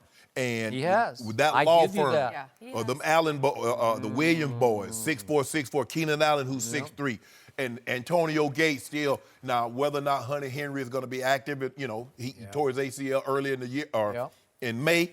He might come back at some point in time. But I love this Chargers team. I think they win this ball game. I think it's going to be close. But I say they win by 7 points. Okay. So you realize this opened as a 5-point spread. Ravens underdogs, getting 5 points, and it got bet down to 4 points because people are seeing what Lamar Jackson has been doing. And I still don't think he's getting enough credit for what he's done. He's playing with such poise, and I get that the degree of difficulty hasn't been the highest, but he's a rookie thrown into that fire trying to live up to that defense. He's playing with such conviction, such authority for a kid. He's so decisive in everything that he does. He's not getting enough credit for how he's operating the offense the way they're designing it for him. Right. And again, Colin Kaepernick was really good, especially at that stage of his career. Yes. He could throw it much better, I think, than this kid I could agree. throw it. I would agree. But on real raw speed, I mean, Colin could, once he got unwound, he could fly, but this kid just flies. Yes. Okay? So this defense is number 1 in the National Football League, and they are also number 1 in time of possession. That's a formula you can take on the road to the Chargers, right? Yes. So I like Lamar to pull this upset off because he's one 4th and 9 miracle away from being 5-0. Correct. They had them down at Kansas City, and I know Kansas City isn't very good on defense, but they had them down 24-17, and your kid, Mahomes boy, he rolls out and closes his eyes and chucks it back into the middle of the field with 1:29 minutes left, and Tyreek says, "Oh, I see it," and he saw it before about 3 other defenders saw it, right? And then he needed another 4th and 3. He needed a 4th and 3, and they pulled it out. They salvaged overtime, then they won it in overtime. God bless them. But this kid is playing at a high level. I don't think he will be intimidated by coming to play the Chargers in a stadium in which they don't have a great home field advantage. No. And I hate to say that because we're sitting here in Los Angeles, but it's just the truth. The Rams barely have a home field advantage, although that's usually 50-50. I mean, it's a great place to play. That other place is not a great place to play, and the crowd does not really back them hard. So I think the Ravens, I think it's almost like playing on a neutral site. Right. And I like the Ravens to steal this one 20-17. Skip, when you look at it, Lamar Jackson has played 2 teams that have very potent offenses, the Falcons and KC, but they have terrible defenses. Yep. The difference is not only can the Chargers score, their defense is better than any of the defenses they've faced since Lamar Jackson has been in there. The question is how fundamentally sound. When you play a guy like Lamar Jackson, you must be fundamentally sound. If your responsibility is the quarterback, I don't care about the running back. My responsibility is Lamar Jackson. If your responsibility is the running back, I don't care about Lamar Jackson. Own your responsibility. But anytime Lamar Jackson sticks that ball in the belly and he hands it, I'm going to get a shot in on him. Okay. I'm sure every team's tried to do that. Yeah, I'm going to make sure I do it. Against Tampa, he ran 18 times for 95 yards. Yeah. He's averaging 5 yards a carry. Yep. He seems to be able to withstand the punishment, and he does avoid the quote-unquote kill shots. I do not know a quarterback that has sustained success running the football. There have been a lot of them, Skip. Randall Cunningham comes to mind. Steve Young had to revamp the way he played the game. Yep. And Mike will tell you, I wish early in my career I had run less and developed to throw it a lot better. He did, sooner. but he had a big arm, man. Look at Cam. RG3. Couldn't protect himself. Okay? How about Tim Tebow? He ran the Broncos to a division title and a playoff win over Big Ben Roethlisberger, the 5th best quarterback of this generation, as we just discussed. Skip, right? You know what? Did he not do that? You know what? Did he not do that? We were having a great conversation. You know, but I'm just telling you the truth. And everybody say, man, you and Skip, you guys have great rapport. He's courteous, receptive to courtesy. They say that? Yeah, that's what they say. Yeah, Who says that? They say that. One guy on Twitter. No, bunch of them. No, maybe his one grandmother on Twitter, right? I was like, yeah, me and Skip. And then you ruin it. Really? You did not. Well, did I not just spit a fact back at you? The quickest way to ruin any conversation is to put Tim Tebow and good quarterbacking in the same sentence. How about Tim Tebow and stud athlete in the same sentence? You like that? Huh? He looked like a big stud athlete to me. He looked like the John Riggins of quarterbacks, right? That's not good. Yeah. It's not good. John Riggins, didn't he lead the league in rushing? He did. He's in the Didn't Hall he of Fame. lead them to the Super Bowl championship? When I'm describing a quarterback, I don't want to use a running back to describe him. Well, they're built the same. Oh, you're like, man, I'm looking for that. Oh, man, I'm looking for that Barry Sanders type quarterback or that Emmitt Smith type quarterback. No, maybe get me a Peyton Manning or maybe get me a Elway or Tom Brady. Didn't John Riggins have like a 75-yard run in the Super Bowl, right, to beat the Dolphins? Remember that? Yes. Yeah. Okay. I'll take that. And you saw him warming up on the field in a fur coat. Yes, he did. Yes. Back then, guys did a lot. But Skip, look, the Chargers are in a very good spot. And I know Anthony Lynn, my former teammate who's the head coach of the L.A. Chargers. Look, I got it right. Didn't say San Diego. L.A. Chargers. Well done. He's like, look, guys, we take care of business. We can sit back because we play Saturday. Now, the Chiefs got to go on a Sunday night, they got to go to Seattle and play the 12th man. They lose that game. Not only are we in the lead in the division, we're the number 1 seed in the AFC. But you won't know that yet. The Chargers win.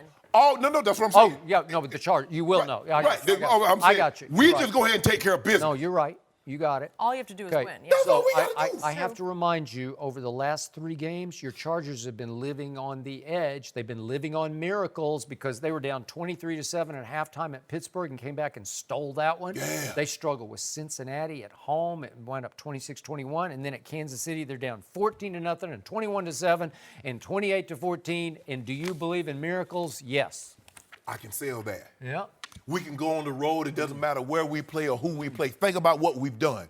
Kansas City's been one of the hottest teams all year. Yep. We fell behind in their building and got them. The Pittsburgh Steelers. They were 220-0 when having a 16-point lead at any point in time at home. And we came and got them. So not only can we go on the road, but we also find a way to win close ball games at home also. So we're a we. Yeah, see, there So you go. wait a second. A former Bronco is rooting for the Chiefs and the Chargers. No, How do you explain that? No, I'm explaining. I'm talking like Anthony Lynn is talking to his team in a team meeting. Okay. Because I know Wink. Well, we're going to have to see. You do know him. It's a good sign. I don't know if you guys saw this, but the Eagles made a shrine for Nick Foles in their locker room. But is this a shot at going to walk it to him? What do you have to say about it, Shannon? We'll tell you next. No mercy. Well, Nick Foles, he helped lead Philly to a huge win against the Rams last week, and he'll have to do it again Sunday against a Texans team that has won 10 of their last 11 games. A lot is riding on Foles' shoulders after Carson Wentz went down with a back injury, and Chris Long even made a shrine for the quarterback in his locker. A shrine? Long said, quote, he's been there to bail us out when we've had injuries before, and this weekend, no different. What? A shrine. A shrine with candles? With candles, his book. Shannon, what do you make of this? It's good that your teammates have confidence in you, especially as a backup. In a backup, your job is to keep the ship afloat until the starter comes back. But Chris needs to be careful. My grandma used to have a saying, son, be careful not to borrow trouble. Because although he meant it in jest and is showing that, yeah, I believe in you, we believe in you, you do realize your franchise quarterback is still in that locker room. And so you have to be mindful of that. And these guys here, quarterbacks are the thinnest they have the thinnest skin. They have the biggest egos. Really? But they've been coached and do the best job of hiding it. And so I know he just, he's like, yeah, I'm doing this because we believe in you. I believe in you. We saw what you did last year when Carson went down. Rode this magic carpet ride all the way through, and then Sunday when no one gave us a chance, we started at 12-point underdogs and somehow it got all the way up to 13, and you were able to pull it through. So we believe in you. We have the utmost confidence that you can do it again. But you just need to be mindful of the guy in a situation, in Carson Wentz's situation. And they believe that they can flip the switch. They believe that they have the utmost confidence when Foles is in there, that they don't miss a beat. And if you watch the game, Skip, and I watched the game, one major difference that I see is that Nick Foles is trying to throw the ball over your head. And he's trying to do it often. Alshon, Aguilar, and where Foles is more to Zach Ertz. To Wentz is to... Wentz, excuse me. Yeah, Wentz I got you. is more to Ertz underneath. And okay, he didn't take the chances of throwing the ball over the top to 25 to 30 yards. That Foles will. Because Foles is like, hey, I'm going for the home run. I'm trying to break your back. And so this is not going to be easy, but I'm going to pick the Eagles to win this game because I saw the Texans the last couple of weeks. They haven't played well. They lose at home to Andrew Luck and the Colts, which is no shame. And they were down late to the Jets. Yeah. And that was a troubling sign to me. Yep. So I expect Foles and them to do it. But like as my grandma said, boy, be careful of borrowing trouble. Yep. You could possibly borrow trouble with this. And although he doesn't mean anything, but how is the guy that's the franchise guy that has the C on his chest, how's he going to perceive this? Not well. This tells me, Jenny, that the real Saint Nick doesn't reside in Tuscaloosa. Even the real Saint Nick won't be driving the sleigh on Christmas Eve. I think the real Saint Nick resides in the Philly locker room because they just built a shrine to the player they trust the most, that they believe in. Their money quarterback is that quarterback.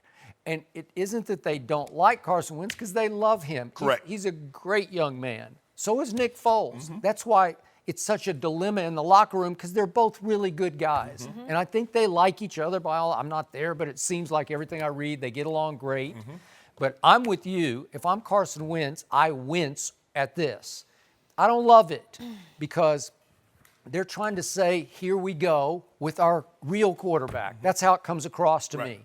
Because that quarterback was the biggest reason they won the NFC Championship game at home against your Vikings, an obliteration. Oof. And that quarterback was the MVP of the Super Bowl over Tom Brady. He won them rings. He got them home when they had lost Wentz and it looked like they had lost hope. Yes. And so it was a situation unlike any I've ever seen that the backup quarterback was the Super Bowl MVP when Carson finally came back from his knee injury. And to my eye, he never looked quite right. I don't know if he ever quite trusted his legs, his mobility, or his ability to operate the offense. It just didn't click the way it clicked much of the year last year. Correct. So all this locker room knows is that Carson Wentz lost twice to Dallas. And all it knows is that Nick Foles, as a 13.5-point underdog, went to L.A. and shocked the world, right? Yes. And all of a sudden, they're still afloat and they're still barely alive at 7-7 because of St. Nick. So they build a shrine because they're trying to, it's like the underdog mask last year. They're trying to create some new momentum, Mojo. some psychological mojo in the locker room, Yeah. and you've been there and done similar things like correct. that.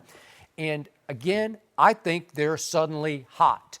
And this game has huge ramifications. It's going to be a 3-ring circus at 1 Eastern time on Sunday because you got the Dallas game and you got the New England game and you got the Philadelphia game, and it's huge implications for, obviously, the Patriots. They need the Eagles to win. Dallas needs the Eagles to lose, but I'm with you. I think the Eagles are going to roll, and I love Deshaun, but they have lost a little of their momentum and mojo the last 2 weeks. So I'm going to go 27-21 home team. I'm going to go St. Nick. And I told you I think we talked about it yesterday. It's been a long time. I'm sure there's one somewhere, but you don't see point spreads swing 6 points. Right. Because you open up with the Texans as a 3.5-point favorite, and then it's bet all the way to 2.5 for Philadelphia. Right. I think it's back to 2 now, but because it's sort of leveled out. But Right. but still, the betting public is jumping all over St. Nick, as in Foles, and they're building shrines to him. And I think they have suddenly found themselves and caught fire. Is it too little, too late? We're about to find out. To think about what Foles was able to do, Skip. What team do you think that's in the playoffs or going to be in the playoffs could lose their starter right now and make a run and get to the Super Bowl? Well, I can ask the same question a year ago. Exactly. You just can't do it. But that's what I'm saying. That's what's so amazing. Well, what was amazing is, as well as Carson played last year, and obviously at one point he looked like the MVP frontrunner. Right. Nick Foles played better than Carson Wentz did at any point the whole year because he played 2 of the greatest back-to-back quarterback games we've ever seen in the postseason. He was special. Those are big stage games. NFC Championship, Super Bowl. And moving forward, Skip, Carson is going to have to change his style of play to remain healthy. You see Andrew Luck, how he changed his style of play. At some point in time, knowing the journey's over, it's okay to go out of bounds. Also, Andrew Luck is getting rid of the ball much quicker than he used to. And he plus, used to stand in and just take it right in the mouth trying to throw a home run. But they've done a great job, Skip. Yep. First-round center. They did. First-round left guard. They did. First-round left tackle. They did. Second-round right tackle. It's good. He Yeah. is protected. And Carson Wentz is still pretty well. I mean, it's still a pretty good offensive You got Lane line. Johnson Yeah. and Peters. Peters is getting on up there in age. Yeah. And Travis Kelce. Kelce. Yeah, I know. Yeah. No, Barrett went to the Pro Bowl this year. He did. But yeah, we did. Skip, you know what we did in '97? Mm-hmm. We won. We went on the road. We beat Kansas City. So the suits that everybody wore, the same suit that they wore to Kansas City, we wore to Pittsburgh. And the 2 weeks later to go play Green Bay in the Super Bowl, guess what everybody had on? The exact same suit they had on the previous 3. And guess what? I retired it. We couldn't get it. I retired the suit, Skip. Never wore it again. But it worked. Yeah, it worked. You still have it? The mind's a powerful thing. No, I gave it to my uncle. My uncle's a minister. Really? Yeah. Did he preach in it? Yeah, I brought Well, the work. You'd been preaching it. Yeah, I've for been weeks. preaching it too. I'm thinking about it, Skip. You know, I'm thinking about becoming a minister, Jenny. What you think? Really? Yeah, give me a I church. do not believe that. Oh, what else, Skip? I do not believe You're that. too busy here. Got a big old sign on the front door. Do not put change in the collection plate. Yeah, God that's what I doesn't like thought. noise. Yeah. You don't. So where do you put it? Don't it put in your pocket. No, dollars. I need dollars. Yeah, And credit cards. Right. Yeah, I got an ATM machine. I have an ATM machine and everything. Because I don't want no Feeling. excuse. I ain't bring no money with me. I got some You of would that. have been a great televangelist. Yeah! Might have gotten exposed at some point for being a fraud, but Whoa, whoa, whoa. I don't What you know. mean, I don't Skip? know. It's possible, but I you preach never know. prosperity. Yeah, you God should said be he want me to preaching have right here. a G5. Yeah. That's what God want me to have. He does? Yeah. Okay. That's what I thought. I'm sure he really wants you to get that. So the Lakers have a guest coming to town tonight. Anthony Davis. Will he outshine LeBron in his house? Chris Broussard is going to help us with that next. No mercy. LeBron's Lakers are hosting Anthony Davis and the Pelicans at Staples Center tonight. AD can't become a free agent till the end of next season, but the rumor mill has been going nuts that the Lakers could be a possible destination for a trade. Back on the court, AD and LeBron are both averaging 28 points a season, but both teams have lost 3 out of their last 4 games. We are joined by FS1 NBA analyst Chris Broussard. Chris, this game we talked about earlier in the show. We're looking forward to seeing what these two do. So who will have the better game tonight, in your opinion, AD or LeBron? LeBron James will have the better game. Because number one, he's a better player. Number two, his team is coming on. I know they both lost games, but New Orleans has lost 3 or 4 because they're just not that good. Nikola Mirotic is out. He's questionable tonight. Randall is questionable. Julius Randle's questionable. Nikola Mirotic is out or doubtful, whatever. Yep. So they've lost because they're just undermanned and not that great. The Lakers have lost 2 bad games to 2 bad Eastern Conference teams. And I think LeBron and the Lakers are going to want to come out and get the ship righted. I also think that LeBron, clearly he shoots better at home from 3. He shoots better overall from home. And LeBron has created drama. He's created drama. Talking about Anthony Davis coming to the Lakers, it would be amazing. It would be. What he want to do? He's created drama. What if we said the last probably 8 years, LeBron thrives under drama? He does. Right? Drama king. Yeah. Yep. See, so most of it or a lot of it is self-created, right? I agree. This is self-created drama by LeBron. So when he's going to thrive, it's all, the next superstar Laker is here. Was it tampering? That's going to be all part of the storyline tonight. And LeBron is going to thrive under that and play well. Davis hasn't probably faced a lot of that. I think he'll play well. He'll put up huge numbers probably. Yeah. But he's not, I don't think he'll play as well as LeBron. And the bottom line is the Lakers are going to win. They're both going to have big numbers. So I think ultimately LeBron will have a better game. Yeah. I mean, people getting all upset about LeBron. They ask him a question. Now, see, here's the thing. You ask him a question, he doesn't answer, you're mad. Why would LeBron answer that? You ask him a question, he answered, that's tampering. I mean, what you want the man to do? No So, comment. quick No, point of we don't order. ESPN now has a story up in which several GMs anonymously are quoted as saying LeBron is tampering by even talking about wanting to have AD come to LA, and that it's open season on small markets such as New Orleans, and that these are the rules. By the letter of the law, he should be penalized for tampering. I will bet you he is not penalized for tampering. Want to bet? No, I don't want to bet. I do not either. Yeah. Well, don't be mad. Well, you should have been mad at David Stern for vetoing the trade that Chris Paul should have came to L.A. No, that was totally different. Yeah. Stern was the owner of the team, and it was a bad trade for the Hornets. It was terrible. He never should have been the league owner. was owning Right. the Hornets. Right. The league owned the He team. never should have been the Exactly. owner. But it wasn't like he did it. Everybody thinks he did it because he didn't want the Lakers to be good. First of all, they love when the Lakers are good, And Well, let him get Chris Paul then. they didn't think it was a good basketball trade for the Hornets. That was it. But the tampering, it's funny. I was talking to an executive yesterday. I didn't even see this story when I talked to him.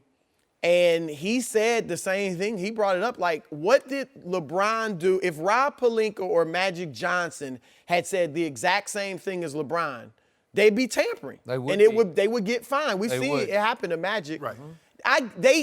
Look, and this is where I'm sure a lot of these GMs that spoke to Woj, the one I talked to, they were saying this is where Adam Silver can be too player friendly. And he's done a great job by all estimations. Love it. But if they're ever, and it may not be for 15 years, it may not be for 20 years, but if there's ever a big divide between the players and the ownership, like, a lockout or a strike, that's where some wonder, that's going to be interesting how he handles it, Silver. But look, by the letter of the law, it's tampering, right? It is. And LeBron's smart. LeBron's smart. LeBron knew what he was saying. He could have easily just been like, he does. Hey, he's a great player, but, I don't want to talk about anything. Well, here's the thing, too. You know what else this executive I spoke to yesterday brought up? They said, I would like somebody to ask LeBron, okay, the follow-up question to that. Oh, you'd love to have Anthony Davis. Who you giving So up? Who you trade? Because that's the thing. If you're in that locker room. That's not for me to decide. But you're thinking, right? If you're in that locker room, are you saying, well, we only getting Anthony Davis with a trade? Yeah.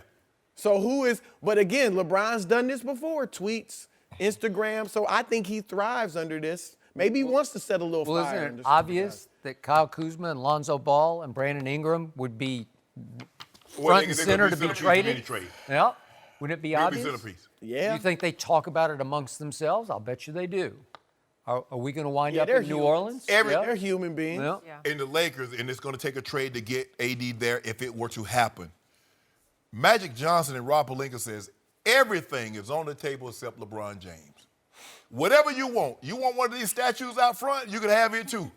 I don't think that. But Now I'm saying, we get another statue. yeah. We'll build You can another build one. another one. You think? Yeah, we'll build another statue. I don't think New Orleans wants those. They don't. But look, these are Anthony Davis is a stat machine. We keep talking about guys that can. I have never seen anything in my career like these stats that Yeah. he keeps putting. He leads PER. He's running away with it again. LeBron is 6th this year. The numbers are staggering, except for the one number that really matters the most, 15 and 17. And again, to your point, no, Mirotic and Julius is hurt, and it's always something, but they should be better than 15 and 17. No question. Go ahead. Okay? Go ahead. So I think it's very important that the Staples crowd tonight just heaps Hollywood adoration and even idolatry on Anthony. So he feels, MVP. I don't know if they want to go that Yeah, I'm going that far. Really? That's not far enough. What else he needs?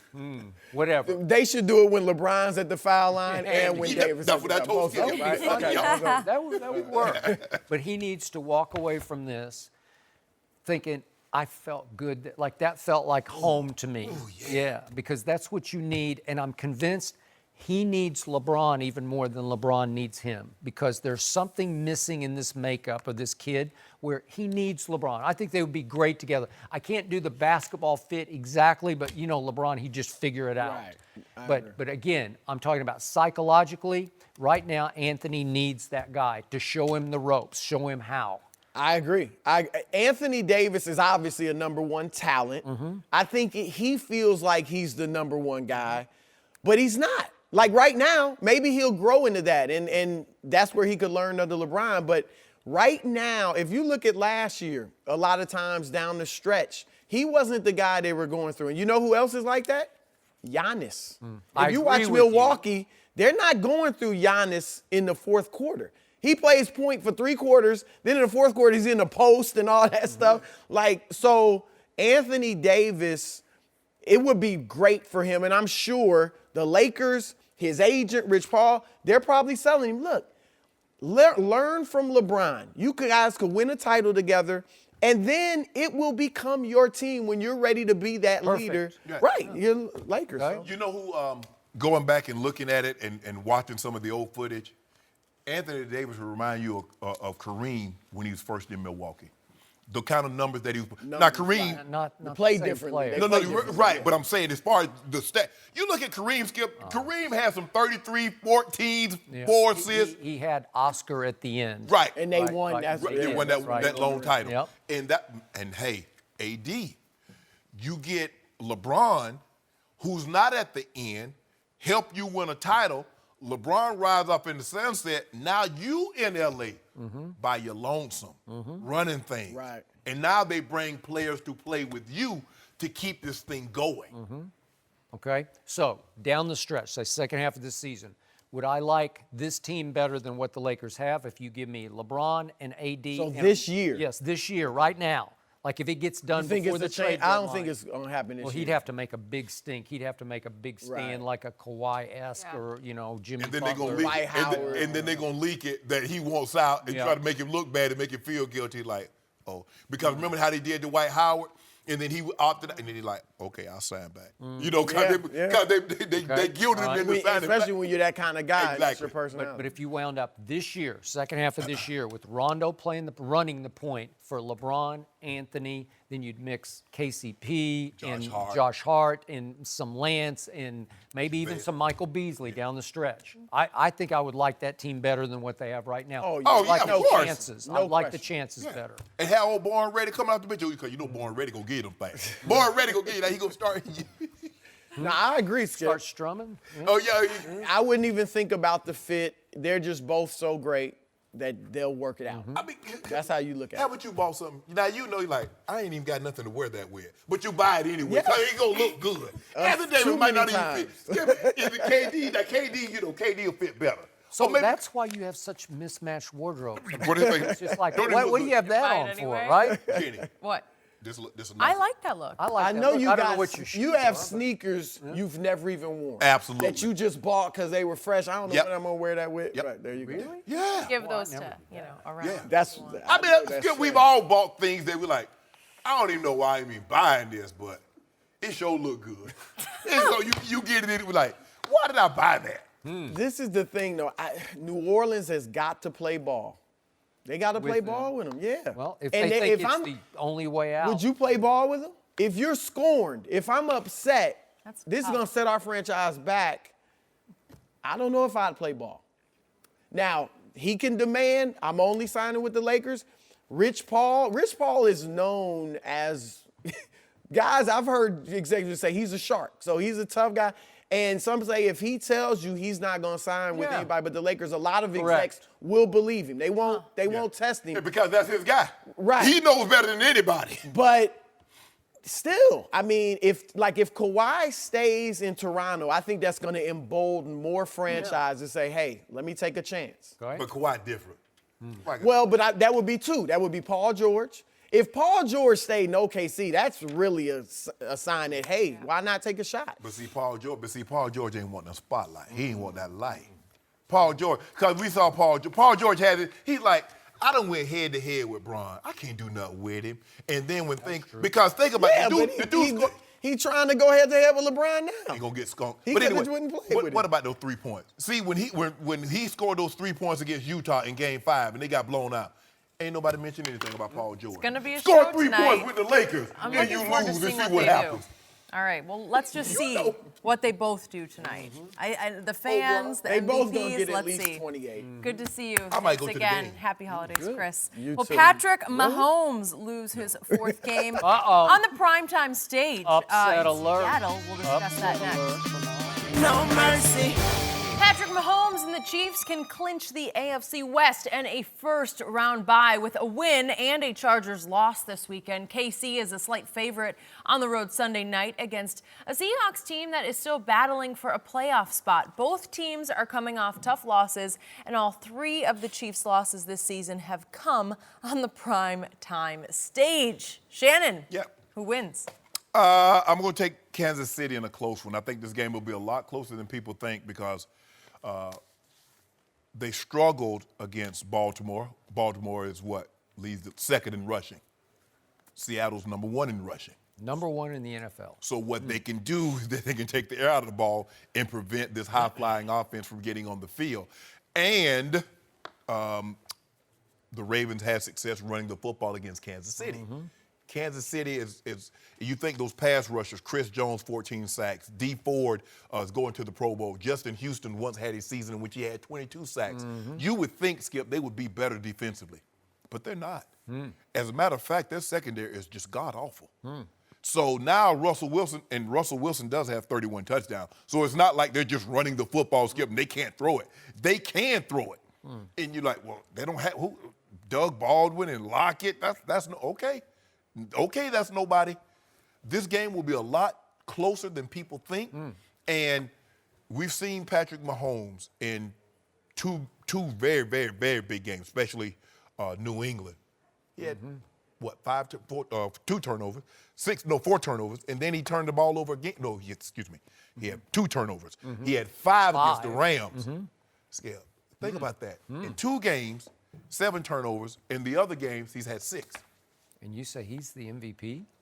Yeah, because I don't really know how I get past.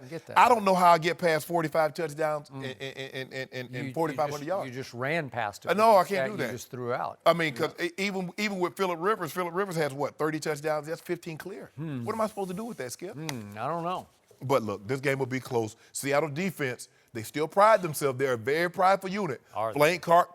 Frank Clark can play. Bobby Wagner is as good as they have at the middle linebacker position. And so the thing is that what you want to do is try to get it to a lead. A team that can run the football, the best way to defeat them, Skip, is race to a big lead and take the run game out of the equation. Force them to do something other than run the football, which they're very good at. Kansas City has those capabilities. The question is, in 3 primetime games, we've seen Patrick Mahomes somehow find a way to turn the ball in 2 of those games, turn it over at an alarming rate. The question is Is can this he? prime time? Yes. Can he take care of the football? He takes care of the football. I think they win a close ball game. I do not. I got Russell Wilson over Patrick Mahomes. Do you realize I've been picking upsets the whole day? Like every game we picked, I picked upset. You don't work from Vegas. Upset. We'll see how upset my stomach is on Monday morning. I just need one upset. Yep, you just need one. I just need one. You know which one I need. I know exactly what you need to save yourself on Monday morning. Save your pride, save your due. But Russell Wilson was the biggest snub, the biggest Pro Bowl snub I saw because he so much more deserved to be the NFC's quarterback over, what's that guy's name up in? You know Aaron Rodgers. What his name? Oh, yeah, Aaron Rodgers. How quickly I forget.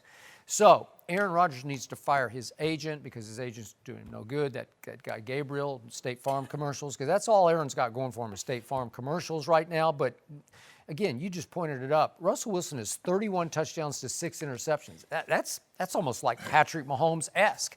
And to your bigger point, and there's another half of the equation, not only does Seattle lead the league in rushing yards per game, but dead last is Kansas City in stopping the run. They allow the most. They allow 5 yards per rush.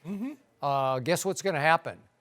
A whole lot of running. Run. It's going to be run all night long on Sunday Night Football, and it won't make the greatest theater on that stage, but you're just going to see a whole lot of ball control and a whole lot of Patrick Mahomes on the offense trying to, on the sidelines cheering for the defense, right? Right. Yeah. A couple of no-look passes. Yeah. A couple of bombs to Tyreek Hill because Tyreek Hill is fully healthy now after that foot. So you know one thing he can do. Travis Kelce needs about 108 yards to pass Rob Gronkowski's most receiving yards in a single season. So starting with that Rams game, at the Rams, big night game, big Monday night game, Kansas City has looked nothing but shaky over the last 4 games, right? In part because of the young quarterback's turnovers, but they lost Kareem Hunt, obviously, for the last 3 games, and they haven't looked the same. Yeah. This is a hard place to win a night game. Absolutely, yeah. This is 12th man. It's going to be a little colder. It's going to be, not that it's cold in Kansas City, but this is the time of year when it's hard to go up there and beat Russell Wilson in his house. Well, Skip, I always felt that once Kareem Hunt was gone off his team, either Kansas City was going to come back or teams were going to pull up to him because he's the one guy. Not only could he run it, you could throw it to him. He was the 3rd leading rusher in the NFL when he got sent to the sidelines. So that's a game changer because, and you fell into the trap that after the game that he was, he got released. Patrick Mahomes had 52 yards, and you look at the total, it's like, man, they still rush for 150, 170 yards. No. Not like that. No. All right, next, guys, Zion Williamson. We can't get enough of this guy. We're going to show you what he said next. No mercy. Time for our final topic of the day. Zion Williamson made his Madison Square Garden debut last night, finished with 17 points, 13 rebounds, but he also fouled out of the game. After the game, he was asked about the possibility of the Knicks drafting him and said, quote, 41 games at the Garden? I mean, it would probably be incredible. Ooh. Shannon, you like Zion's comments? I don't have a problem with it. They asked him a question. He answered the question. Here's the thing, Skip. Every team would need a Zion Williams, but can you imagine him being in the Garden? Imagine LeBron James coming out and going to the Garden instead of Cleveland. Because I believe, Skip, this might be the most hyped kid since LeBron. You were right. And so him at the Garden on like he said, 41 games a season, wow. Wouldn't that replant the Garden, so to speak? Yes. Wouldn't that put the Garden back? Wouldn't it become the mecca of basketball as it used to be? Yep. And right now the Knicks have the 5th worst record, but it's a rat race for the bottom for the most ping pong balls. Right. And they still got a shot. So maybe you never know how those ping pong balls, maybe it would be, dare I say, rigged to make sure that Zion went the right direction. Well, I didn't know they need to make sure that possibility, but Skip. I mean, can you imagine him in the Garden? The Garden needs some excitement, Skip. I mean, they have no Porzingis, so you get Zion. Now all of a sudden, KD comes. Kyrie. No mercy. Thank you for listening to the Undisputed Podcast. I'm Jenny Taft. Keep an eye out for the weekend edition of the podcast tomorrow morning, featuring this week's best segments. Have a great weekend, everyone. Fox Sports 1 of 1.